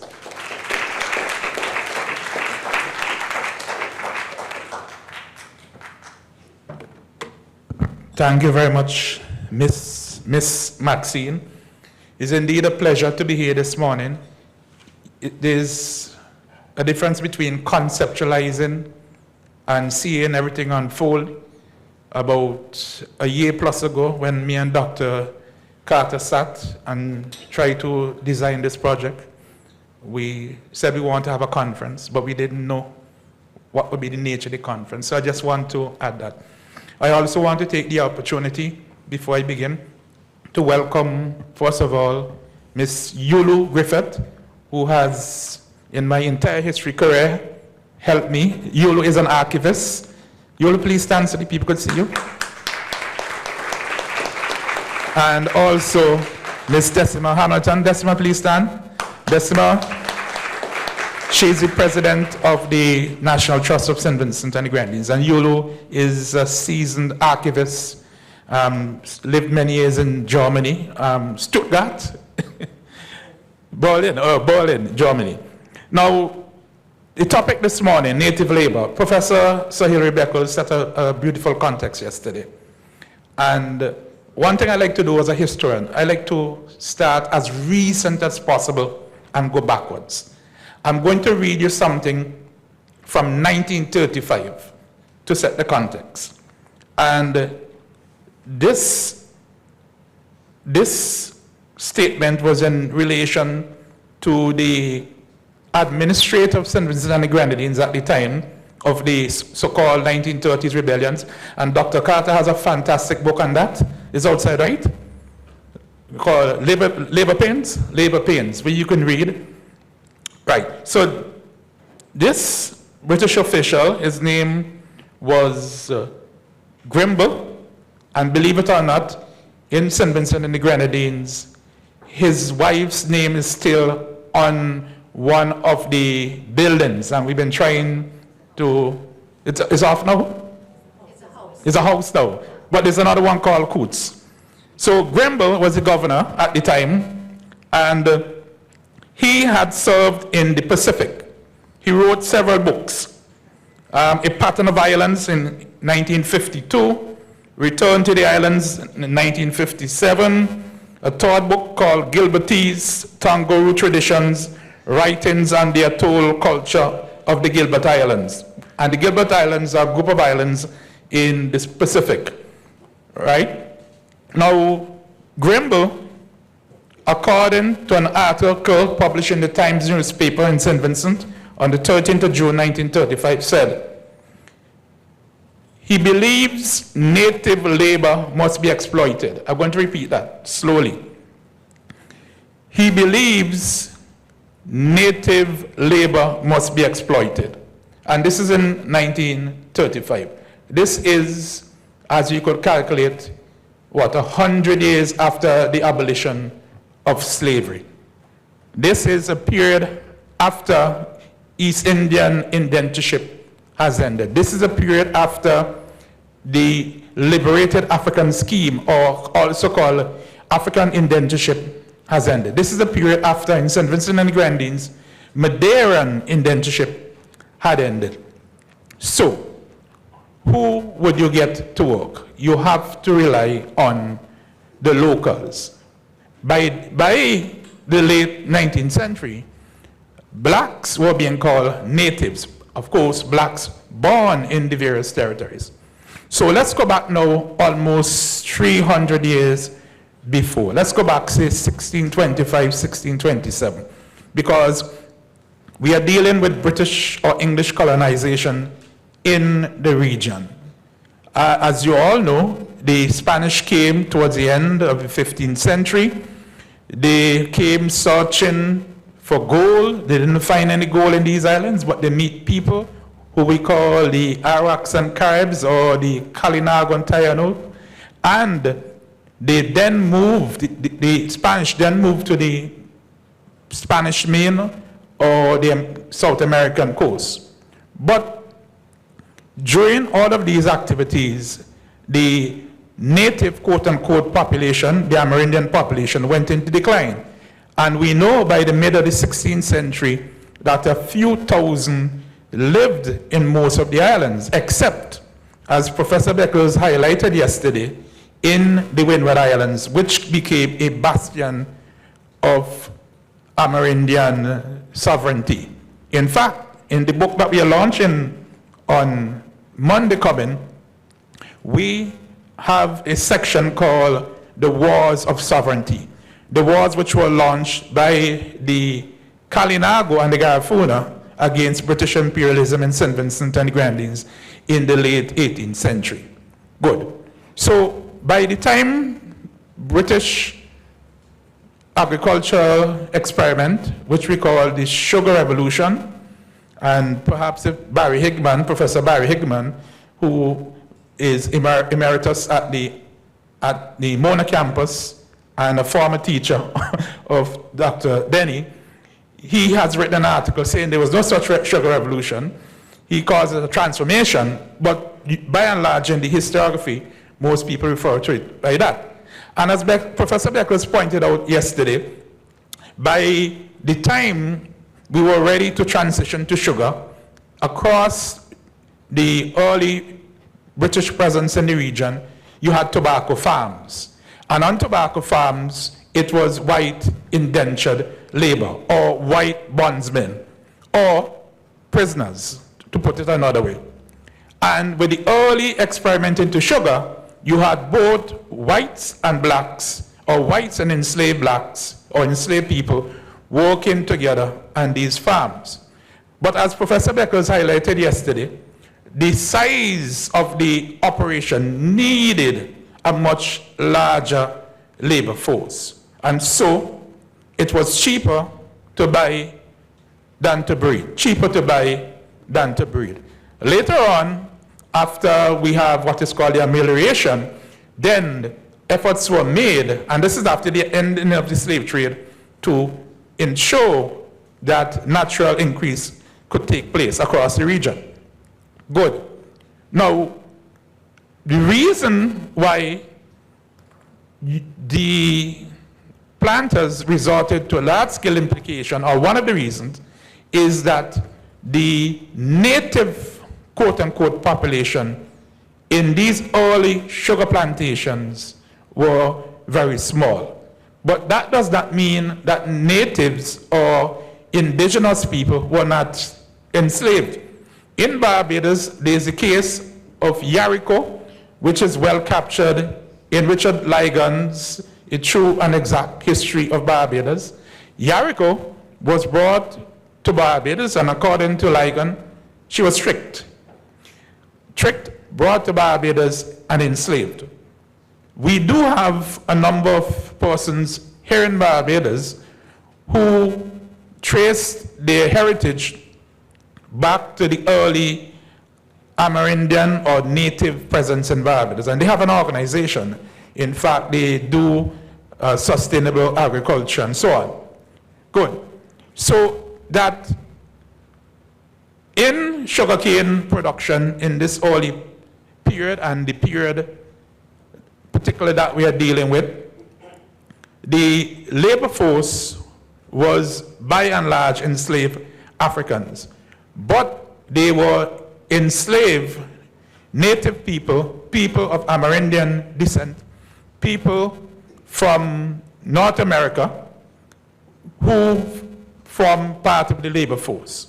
One of the things we have been trying to work on in this project is to determine what extent were Native Americans moved from Shelter Island or from the eastern seaboard, to Barbados and back.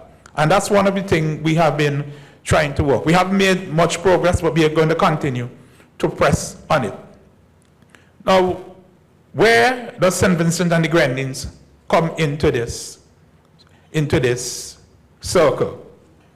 We know, and Professor Beckles alluded to this yesterday, that the Barbadian planters, by say 1700, wish to move the plantation process to neighboring territories because they were experiencing soil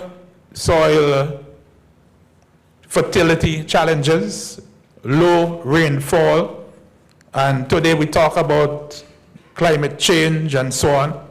And these are things that the planters found out pretty much all in the region. So one of the places the planters wanted to expand to was St. Vincent and the Grenadines. Of course, they had already moved substantially to Antigua and Barbuda, to St. Kitts and Nevis, to Tortola, and also to Montserrat. They had moved there. And St. Kitts, Antigua, and Barbados, in the literature, we call them the old English colonies. And they too were facing the same challenges that Barbados was facing. So all of these early plantations had a connection to Barbados. What would happen is a family would come from Scotland or England. Let's say they come to Barbados, they establish themselves, they bring another cousin or a brother, and they set up that brother in Antigua, or they have some intermarriages and so on. In other words, if you do the genealogy of St. Vincent and the Grenadines, of the early merchant planter class, you're going to see the vast majority of them, let's say as much as 70%, they are of Barbadian origin. And they have some cousin in St. Kitts, they have some cousin in Antigua. In fact, after the abolition of the slave trade, you have inter-Caribbean slave trade or inter-Caribbean movement of enslaved people. You need to get permission, and we have all the records, and the records show us how many enslaved people have been moved from plantations in Barbados and from the Bahamas, for example. If you take the Bahamas, 600 plus enslaved people were moved from one plantation to another plantation in St. Vincent and the Grenadines, a plantation called Grand Sable. And if you're interested in this, Simon Smith, S.C. Smith, an economic historian, has done substantial work. Good.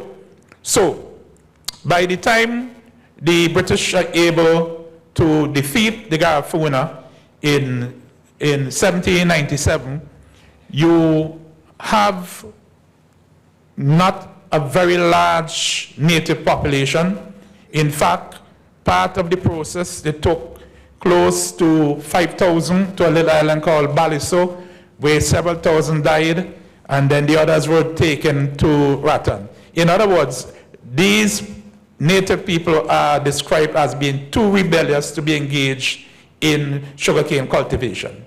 Not simply because they are rebellious, but because the Garifuna, and Maxine had a Garifuna dance earlier, the Garifuna was a mixture of black or African and Kalinago, and they formed a bond with the Kalinago people. And they harbored, to use the word most historians use, they harbored maroons, they harbored runaways. And if you go through the literature of Barbados, you will find in almost every newspaper every day I see Yulu smile at me. Yulu, 5'9" from constant plantation, missing since suspected of being in St. Vincent. And at some point, Dr. Carter will give you an example when you go on the learning journey of an enslaved woman who made her way to St. Vincent and then made her way to England to try to negotiate her manumission and her family. So that by the time, let's say 1800, when St. Vincent and the Grenadines is ready to be transformed into a slave society, which means a slave economy, which means large-scale labor, the native population is very small because of the wars. Nonetheless, one of the things the sugar plantation owners recognize is that St. Vincent and the Grenadines, the seas are very treacherous. That don't mean we don't have nice beaches, Donna Marie. we have nice beaches. But where the sugar plantations are located, in particular, there's one called Black Point, where Dr. Carter went and see a tunnel cut through the mountains, hard granite rock, and very, very rough seas. So to put the sugar, to put the barrels onto the ships, you need export seamen. And so during the entire period of sugarcane production in St. Vincent and the Grenadines, it was the Kalinago and Garifuna people who had this job of piloting these small canoes, which in Barbados, by the way, they call a Moses. I don't know why they call it a Moses. But if you check the Dictionary of Caribbean English Usage by Richard Alsop, you might find an explanation, I'm sure. So it was the Kalinago and Garifuna who did that job. The point is, we have evidence that where native expertise was needed, they relied on them. Okay? So I could obviously go on and on.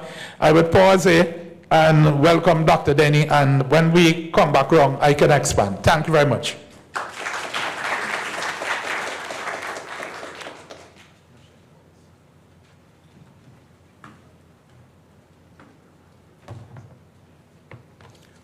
Morning, everyone.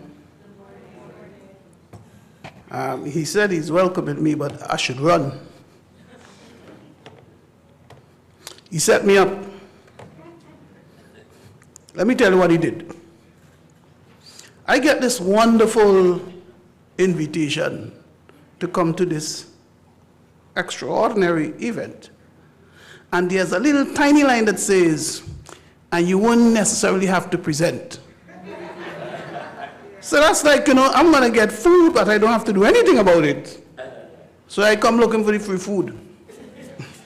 And then, about 2 weeks later, I got a text. You could do a 15-minute presentation. So here I am for this 15-minute presentation. And the topic is interesting to me, the topic.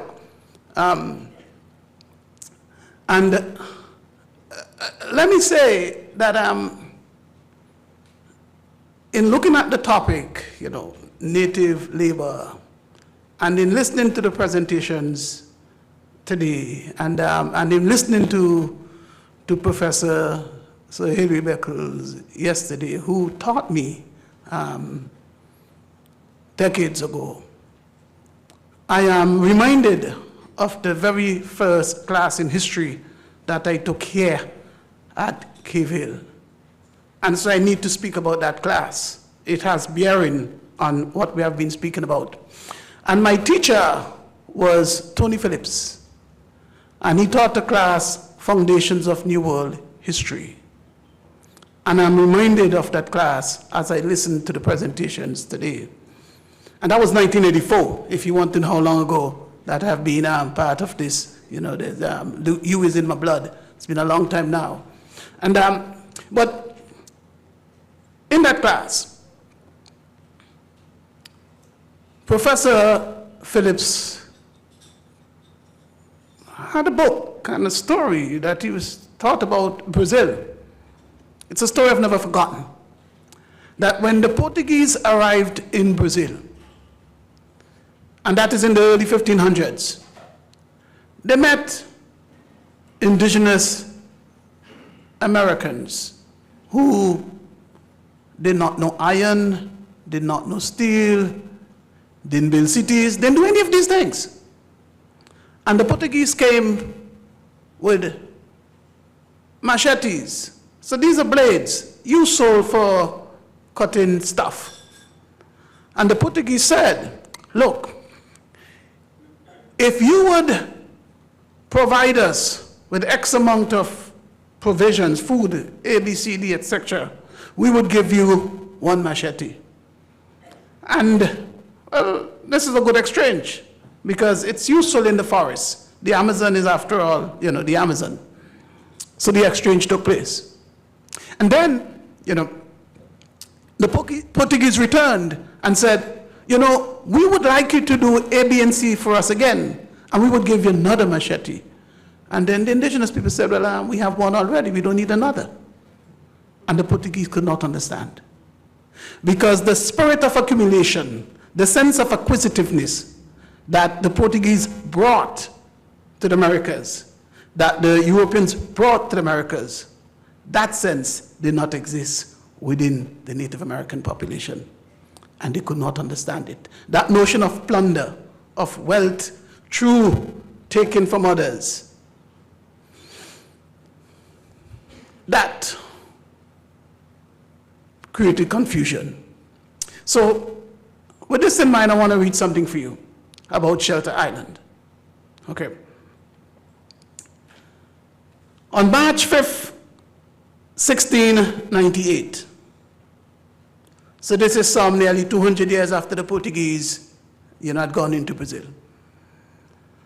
Nathaniel Sylvester, then a student of East Hampton, contracted Hannibal, a Manassas Indian, to hunt for wolves and to search the woods, meadows, and marshlands for missing and mixed cattle during a 6-week period starting on March 20th.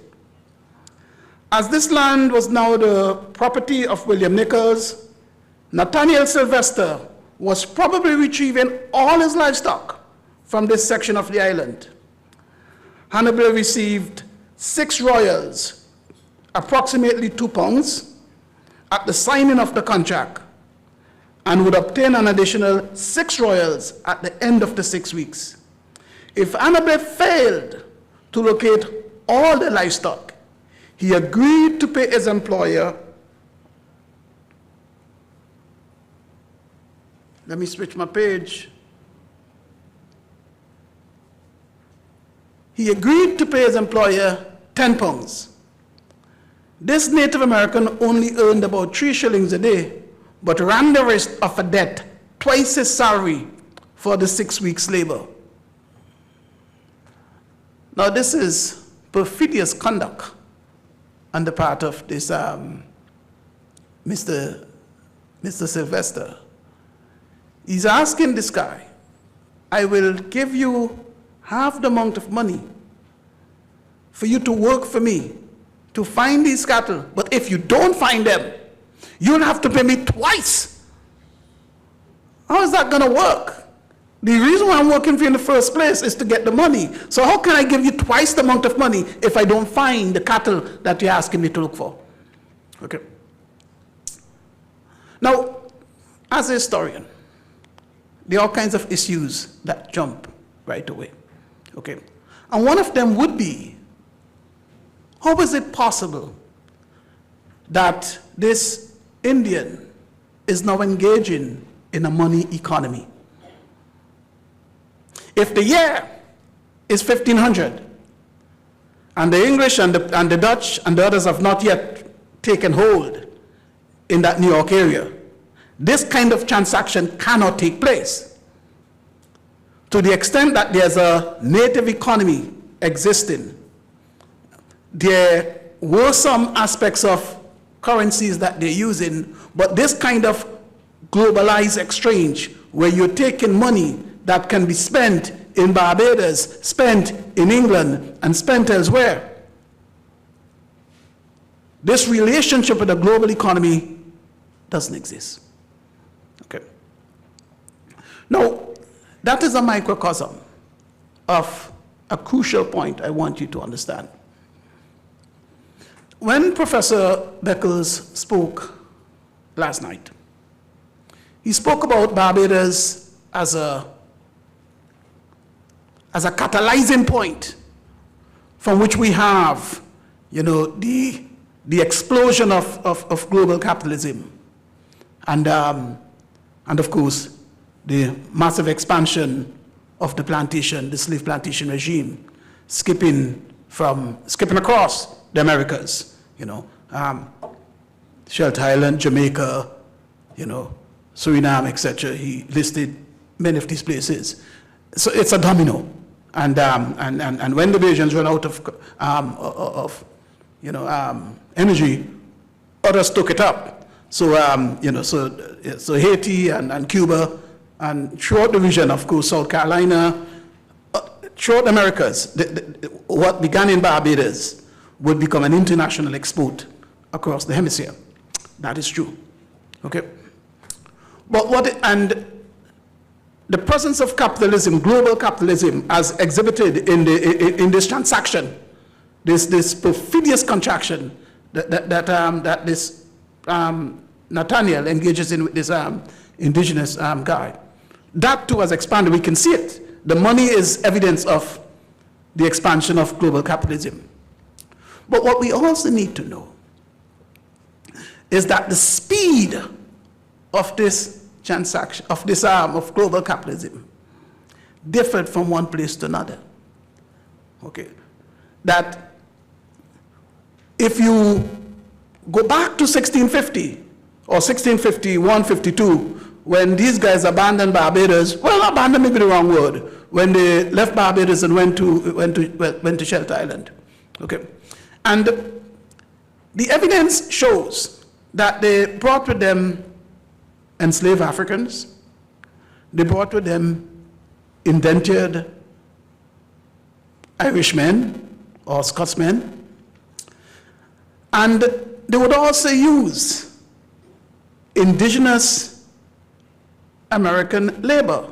So there are three kinds of subordinated peoples under the umbrella command of the Sylvesters. We have enslaved Africans, we have white indented labor, and we have the indigenous Americans, who have found themselves short of the kind of autonomy and power that they once wielded before the Europeans had arrived. And so, from the perspective of a historian, one of the questions that immediately arises, with these three different kinds of subordinated labor all working simultaneously in the same place at the same time, the question becomes, how did one of them over time become the dominant form? So it's crucial to ask the question and to trace the process through which enslaved Africans would in fact become the dominant form of labor. But we have to be aware that, as Professor Beckles noted last night, that in Barbados itself, when they first arrive, we have no indigenous peoples here. So it meant that the case in Shelter Island or the case in Brazil and elsewhere is different from that of Barbados. And so that kind of historical work is crucial. Okay. The other thing that I want to make note of as part of this phenomena of the unknowability of the future, that all of these things are coexisting simultaneously, but we cannot be sure at the time precisely what the end product is. As Professor Scott says, he loves to move from the present to the past so that he can trace back and see what's going on. Okay, but if you move from the past to the present, you probably realize that we can't always be certain what the present is going to be because we're moving from the past. So which line you're going to take, and what you realize is that there's a fluidity that exists at the time when all of these events are occurring simultaneously. So one more point, currencies. Barter is taking place. Exchange of coins, money is taking place. Multiple currencies are in use. Which will become dominant? That too is a historical question. How did one of these become dominant? Because what we see is that in the 1650s, in the 1660s, in the 1670s, down into the 1700s, on Shelter Island, there are multiple currencies in use. There's also barter taking place. So the process through which capitalism unfolds and becomes the dominant form of economic extraction across the globe doesn't happen simultaneously everywhere. And that has to be historicized, that has to be traced. So, to the specific issue of native labor on Shelter Island, in Brazil, in St. Vincent for that matter, okay? And you ask yourselves the question, what is the dominant variable which controls the experience of indigenous labor? How do people experience their reality as indigenous workers? And the answer, of course, is genocide. The single most important variable that controls the work experience and understanding of native peoples is the fact that they were dying in huge numbers. Huge numbers.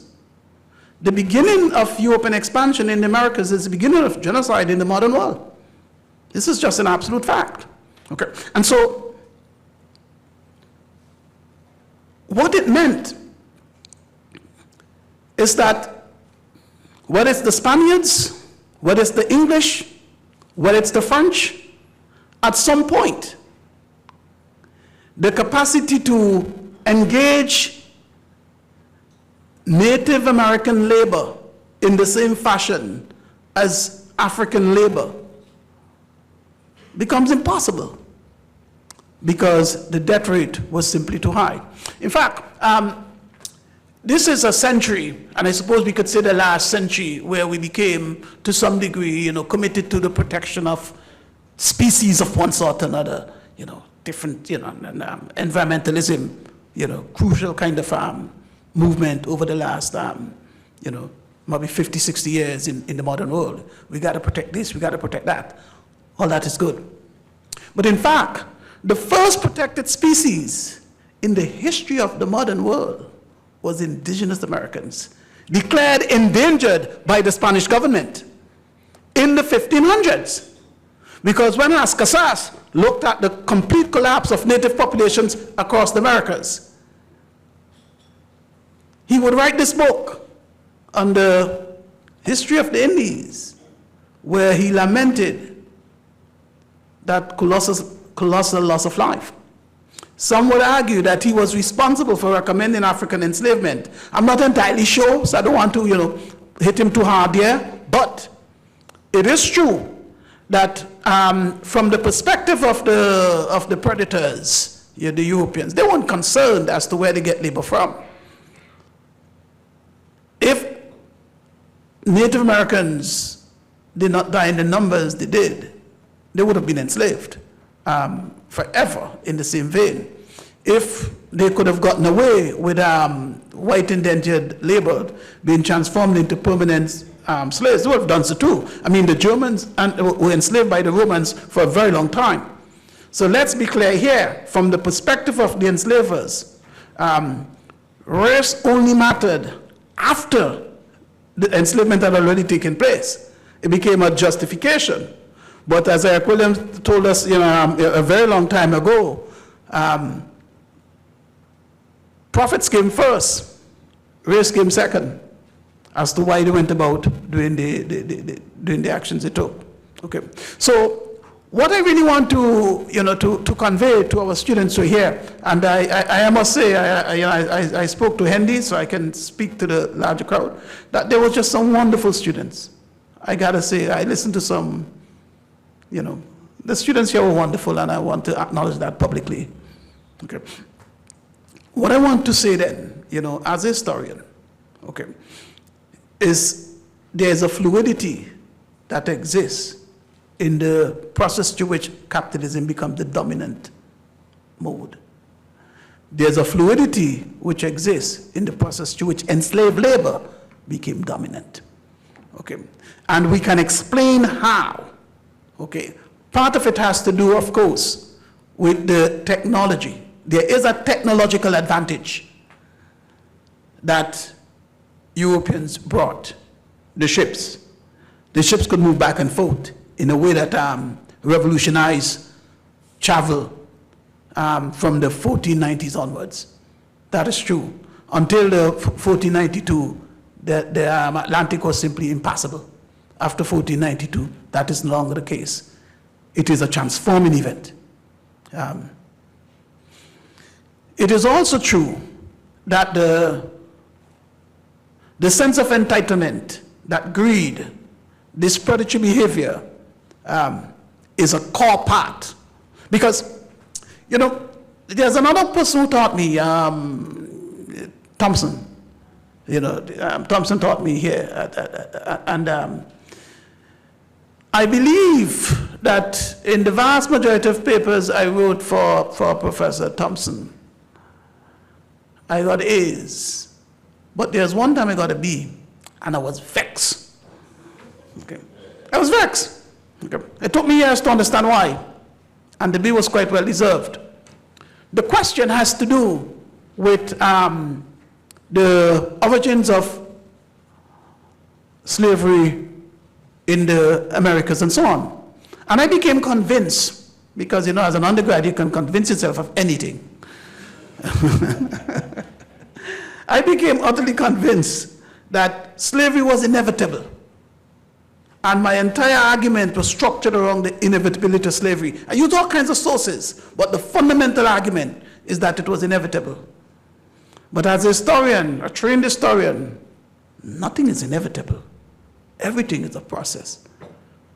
Professor Thompson was right, and I was wrong. Okay. And so my advice, as we look at that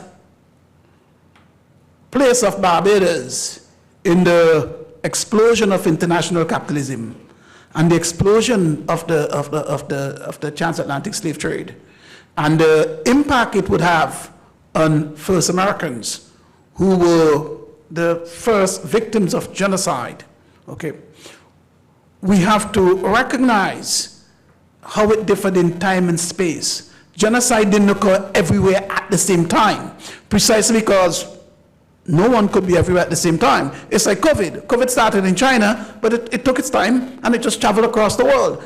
Time and space. The same is true of the genocidal sweep of European expansionism. Okay? And if we do that, it seems to me we could understand why, as I would say, the most fundamental variable affecting the labor experience of Native Americans, and by that I mean across the entire hemisphere, whether in St. Vincent or Guyana or Cuba or New York, it is genocide. Thank you.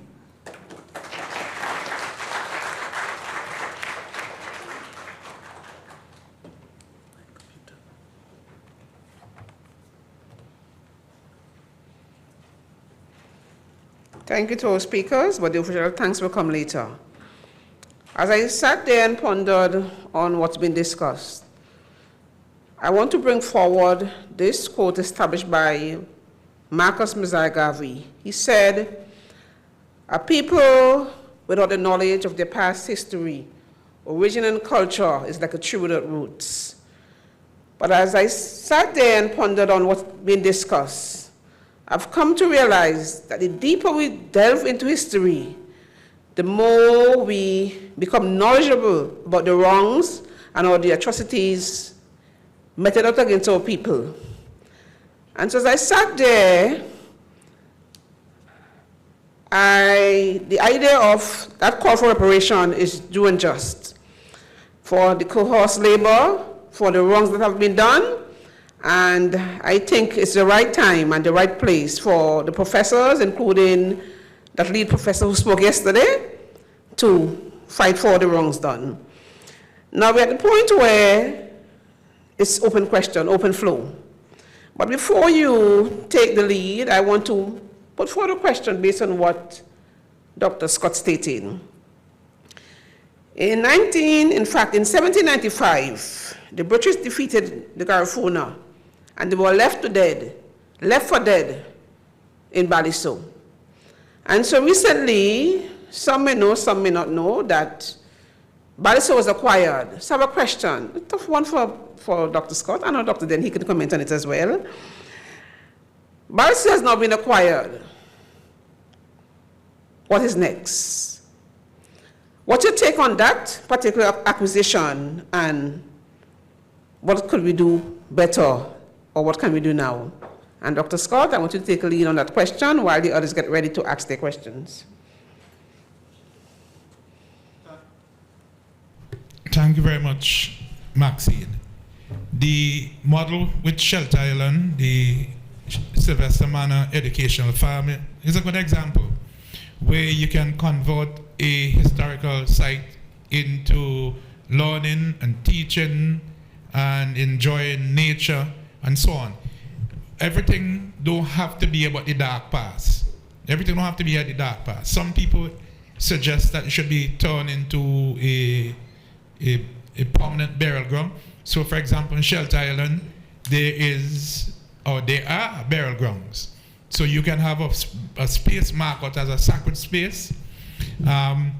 There's a ceremony that Dunbury had us participate in where we remember the persons who worked and lived and died there. We could do the same thing on Baliso. So I think that the Shelter Island model of how you memorize, how you respect sacred spaces, how you share learning, all of that is magnificent. And that's one of the reasons I'm very happy to be part of this project and to have the relationship, right? Another thing is the archaeology. We need to do some of that because we need to know why so many people died. Why did so many people die? Was it that they were poisoned? You can't convince me that there's a sea, that these people are indigenous people and they could die just so. I find it very hard to believe that they die simply from starvation. I am convinced that some of them had to be poisoned, right? So for me, those would be some of the issues. But there's one other thing I want to add. I mentioned about the Kalinaga Garifuna being both men rowing the boats to take the sugar, the hogshead, the barrels of sugar to the boat, but also they acted as guides for the military. Now, one of the things about the wars, what we're calling in the new book, the wars for sovereignty, was that the Garifuna used guerrilla warfare, which was foreign to the British soldiers. Also, they were unfamiliar with the terrain. If you're not familiar with St. Vincent and the Grenadines, we're dealing with lots of mountains like Jamaica, the Blue Mountains, and so on. And these indigenous people, the Kalinaga and Garifuna, they were the guides that led the soldiers. And also, the British soldiers found it very difficult, and they created an entire regiment of blacks, one of the first black regiments in the region, of enslaved people, where enslaved persons were loaned to this army with the agreement that once you serve, you will be free. And all of this is well documented. You could read some of it in our new book, but if you do literature search, you would see it.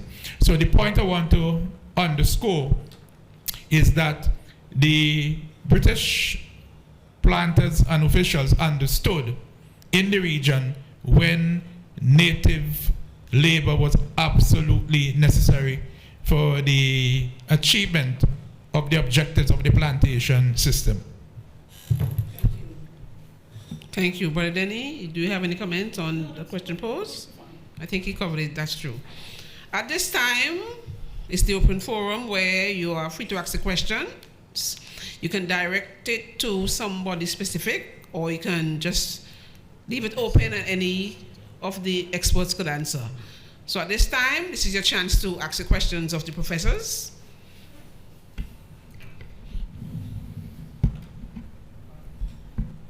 Hi, good afternoon. Please state your name for the record. It's Andrea Richards Cummins. I did work in St. Vincent as part of my research, mostly on climate issues. But I am interested in Baliso, and I want to find out what is, because I know it's how the Garifuna, it's respected by the Garifuna, but how are they envisioning their interaction with Baliso moving into the future? And do they want some of these, do they themselves want to find out about how their ancestors, more about how their ancestors died on the island?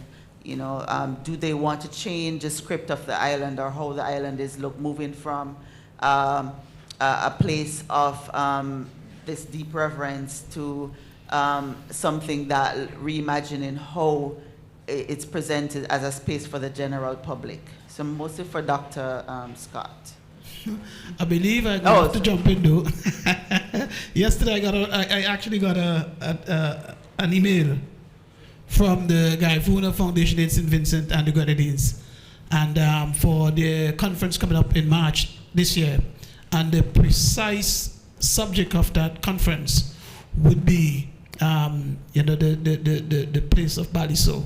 So I can say that you know, without knowing the specifics, I can say that the Garifuna Foundation, as of this very moment, is considering bringing as much attention to the issue and conversation on the issue as far as possible.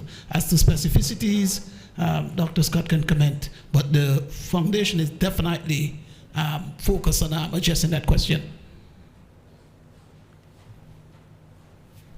Just one final thing. With the change of government in St. Vincent too, I mean, is the Garifuna, do you know if the Garifuna Council is looking at trying to build its advocacy in another way in relation to how Baliso and what the previous government wanted for Baliso, and, you know, moving forward? Any talks about that yet?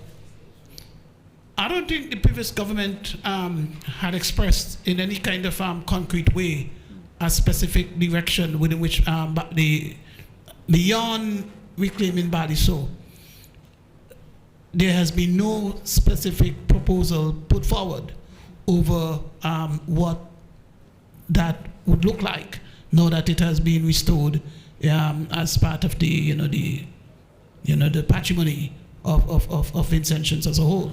So that is a conversation which this new government, because ultimately the government has an enormous role to play, because it is the property of St. Vincent and the Grenadines. This new government would have to help with, you know, as many stakeholders as possible, chart what that particular direction would be. But there has really been, as far as I know, no guidance which came from the previous government to say this is exactly what we're going to do. Such a white paper has not been written. We have here Mr. Alexander Hamilton, who is the chair of the National Trust.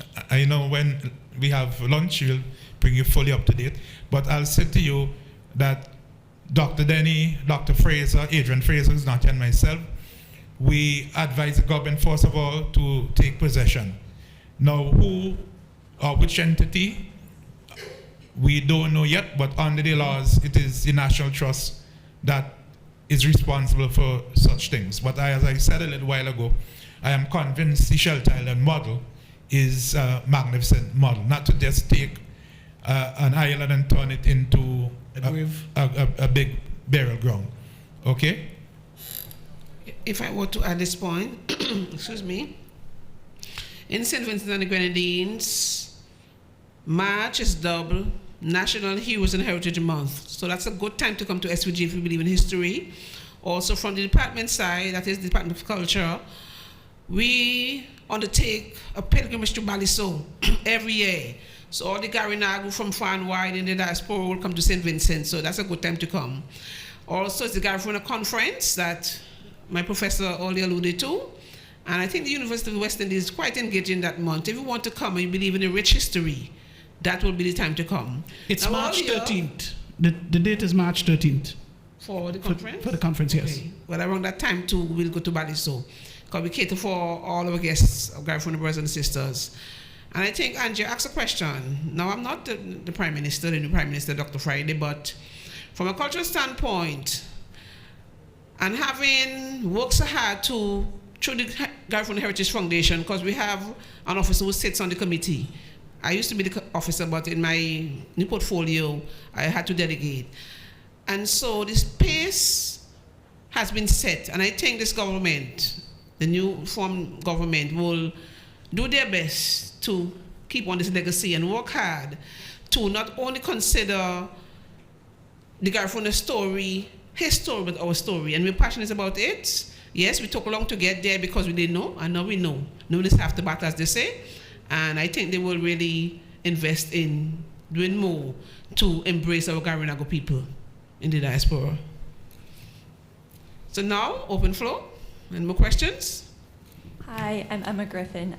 Thank you so much for your presentations. I have a question for Dr. Scott, and it's about native labor in Barbados.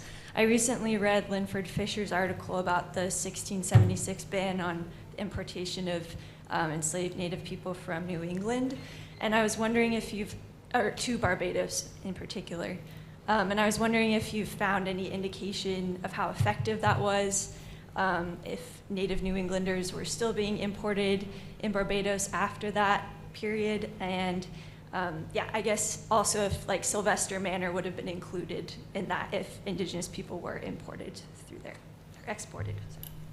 Okay, thank you very much. Now, Professor Sir Hilary Beckles dealt with a lot of this yesterday. The fact is that by that time, Barbados had become a fairly matured slave society as we know it today. Of course, it is well argued that the first slave society in this part is Barbados. We're not talking about Brazil, because in the literature there's a lot of argument about whether what took place in Brazil and what took place in Barbados. So that by that time, there was really no need for native labor in the region. Professor Beckles gave that lengthy figures yesterday. If you're interested in more in the figures, you could read Barry Hickman, B.W. Hickman, Caribbean populations, Dr. Denny, Caribbean populations? 1807, 1834. Right, which gives you all of the demographic information. So by that time, the key point is within the mindset of the British officials, they had come to see native people as a people to protect. In fact, if you want to understand this mindset a lot, you have to read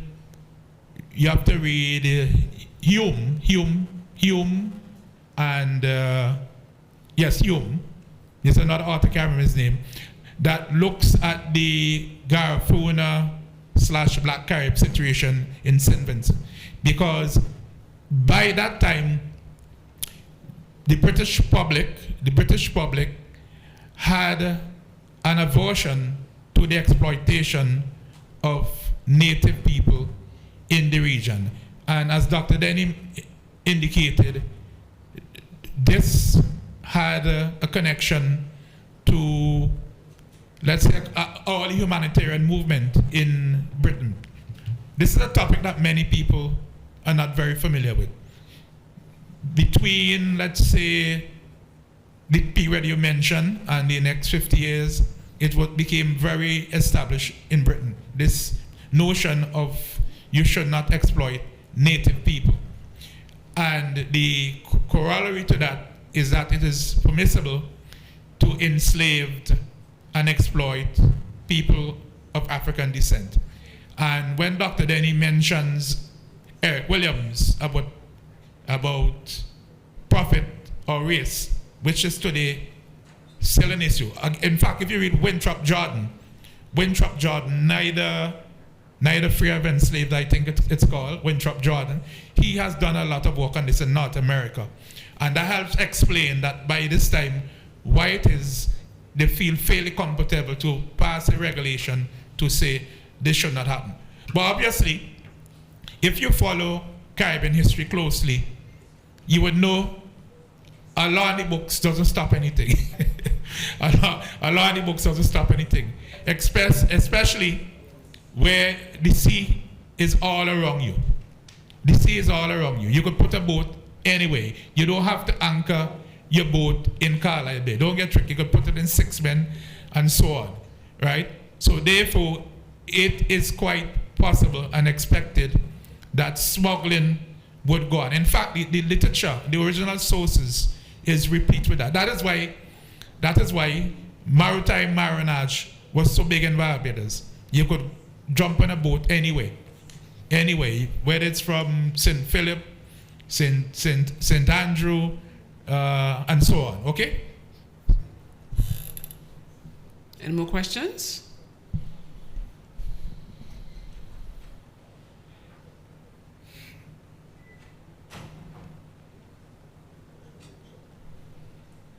Good afternoon, everyone. My name is Makeda Fleming Challenger.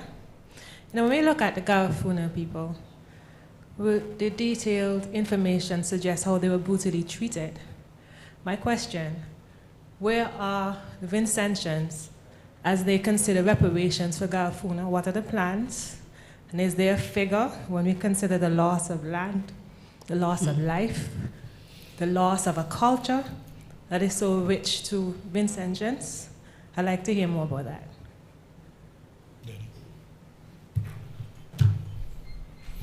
Well, we have the CARICOM 10-point plan, and it has always been my sense that the reparations for the enslaved Africans, the transatlantic slave trade, and reparations for indigenous genocide are part of the same cause, that the injustice, that the victims, have a shared, shared pain and shared, shared claim. The outside there you have the book by Sir Professor Hilary Beckles, with Britain's Black Debt, and in chapter 1, he says in that book that the claim for reparations for indigenous peoples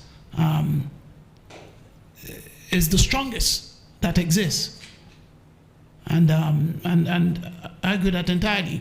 In the work done by Dr. Scott and I and Dr. Fraser, who's not here, one of the central points that we established in that book is that genocide in St. Vincent was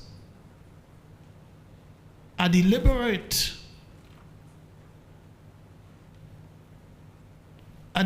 effort to transform St. Vincent into slave society. Genocide was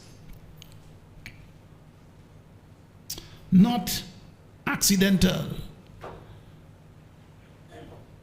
It wasn't merely sequential. Two things could happen one after the other and not necessarily causational. But in the instance of St. Vincent and the Grenadines, genocide and slavery, there's a causational relationship. in a way that really doesn't exist anywhere close in any other Caribbean island. The relationship between slavery and genocide in St. Vincent is just, 1795, 1796, the Guy Funa have been defeated, and by 1806, the slave society is embedded. Okay, and so in that instance, as a historical phenomena, it is my view that St. Vincent stands alone. But by the same token, genocide is genocide. Genocide in Jamaica, genocide in Brazil, genocide in anywhere in the Americas. This is still mass-scale human suffering introduced by European presence, and often deliberately so in terms of the slaughter. But the Vincentian case, as a historical phenomena, one of the key arguments our book makes is that this was causational. Slavery and genocide were inextricably linked, cannot be separated one from the other. And so in that instance, it would seem to me that in making the claim for reparations for indigenous peoples and enslaved Africans, it becomes one and the same. Thank you. Before I take the final question, by way of information, the 13th International Garifuna Conference will take place in hybrid modality from March 11th to the 13th. And the main topic, sacred grounds, strategic goals, inclusion, reparation, Baliso, and the 2030 pathway to Garifuna empowerment. So St. Vincent and the Grenadines is the place to be in March. So I'll take my final question, our final question at this time. Any brave student has something very pressing? Oh yes, sir. You can take the floor. Mr. Winston? Take it to Yeah, I'll take two questions, yes. Okay, since reparations has been introduced, I want to add to it repatriation. I'm not sure if you're familiar with Chatayer's ladle. Yes. How does it figure into the entire process that you just described? That's supposed to Does somebody want to help me with that answer, please? Chatayer's ladle. You have to go to the microphone for the record, please. Just one, could you use the mic for the record? Yeah, and we know where they got here, but we want it on recorded. Thank you.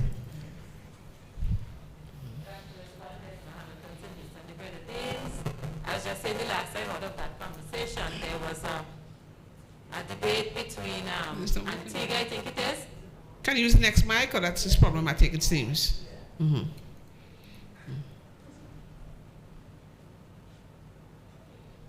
Decima Hamilton. Okay. Yes, Decima Hamilton. I was saying the last I heard of that conversation, the last set of correspondence I would have seen, had to do with the fact that there was the Antiguan government. They had made a claim or a stake or ownership, and so there was supposed to have been some negotiation. I think what they were asking for at the time in terms of us having our hands on it, something that we didn't quite agree to. I don't remember all of the details right now, but we were never able really to put our hands on that. Okay, thank you. Chatayer ladle, it's just a pipe. Right. The pipe that Chatayer. The Antiguans had said that we needed to come to the table to discuss that. Okay. So. Okay, thank you. There are papers written by Neil Finneman. You could Google it. Neil Finneman and Christina Welch. Neil Finneman and Christina Welch. Okay? Somebody saying something? Okay. Now, before we close, I want to make a related point. That Shelter Island as a provisioning plantation, what it did was to help establish a model of how to run plantations across the region. So that by the time the newer colonies came on board, the St. Vincent, the Dominica, the St. Lucia, the Grenada, the Trinidad and Tobago, North America had become well established as a provisioning as a provision location. That's number one. Number two is that after the American War of Independence, and President Trump might like me to say this, but the American Revolution, the blockade that was put on around the coast, the blockade, the naval blockade, where ships couldn't get out and in, forced the planters in the region to allow the enslaved people and as well as the native people to produce food for the plantations. So that in the Windward Islands, by the mid-18th century, shortly after the American War of Independence, you had markets which were supplied and controlled by the native people. Here we're talking about the Kalinago and the Garifuna. And part of that, which I will send you home with, was the coming of the breadfruit. And this same breadfruit that was brought to help the plantation owners feed the enslaved in the post-emancipation period became the symbol of resistance, and led to the demise of black labor in the region. So a kind of a dialect, and I just wanted to add that as we go. Thank you very much, Maxine. Someone had a question and then we'll close off. Do you still have that pressing question? If not, I'll just conclude by saying we have had a very impressive discussion, food for thought. And so at this time, I want to thank our presenters who have shared their knowledge with us. They have empowered us because now we know more, and we know more we can do better. I want to thank you, equally so, I want to thank you, the students, the professors, those who came from far and wide, for being present in this session. Much appreciated. And on this note, I bring this session to a close. Thanks very much. Thank you very much.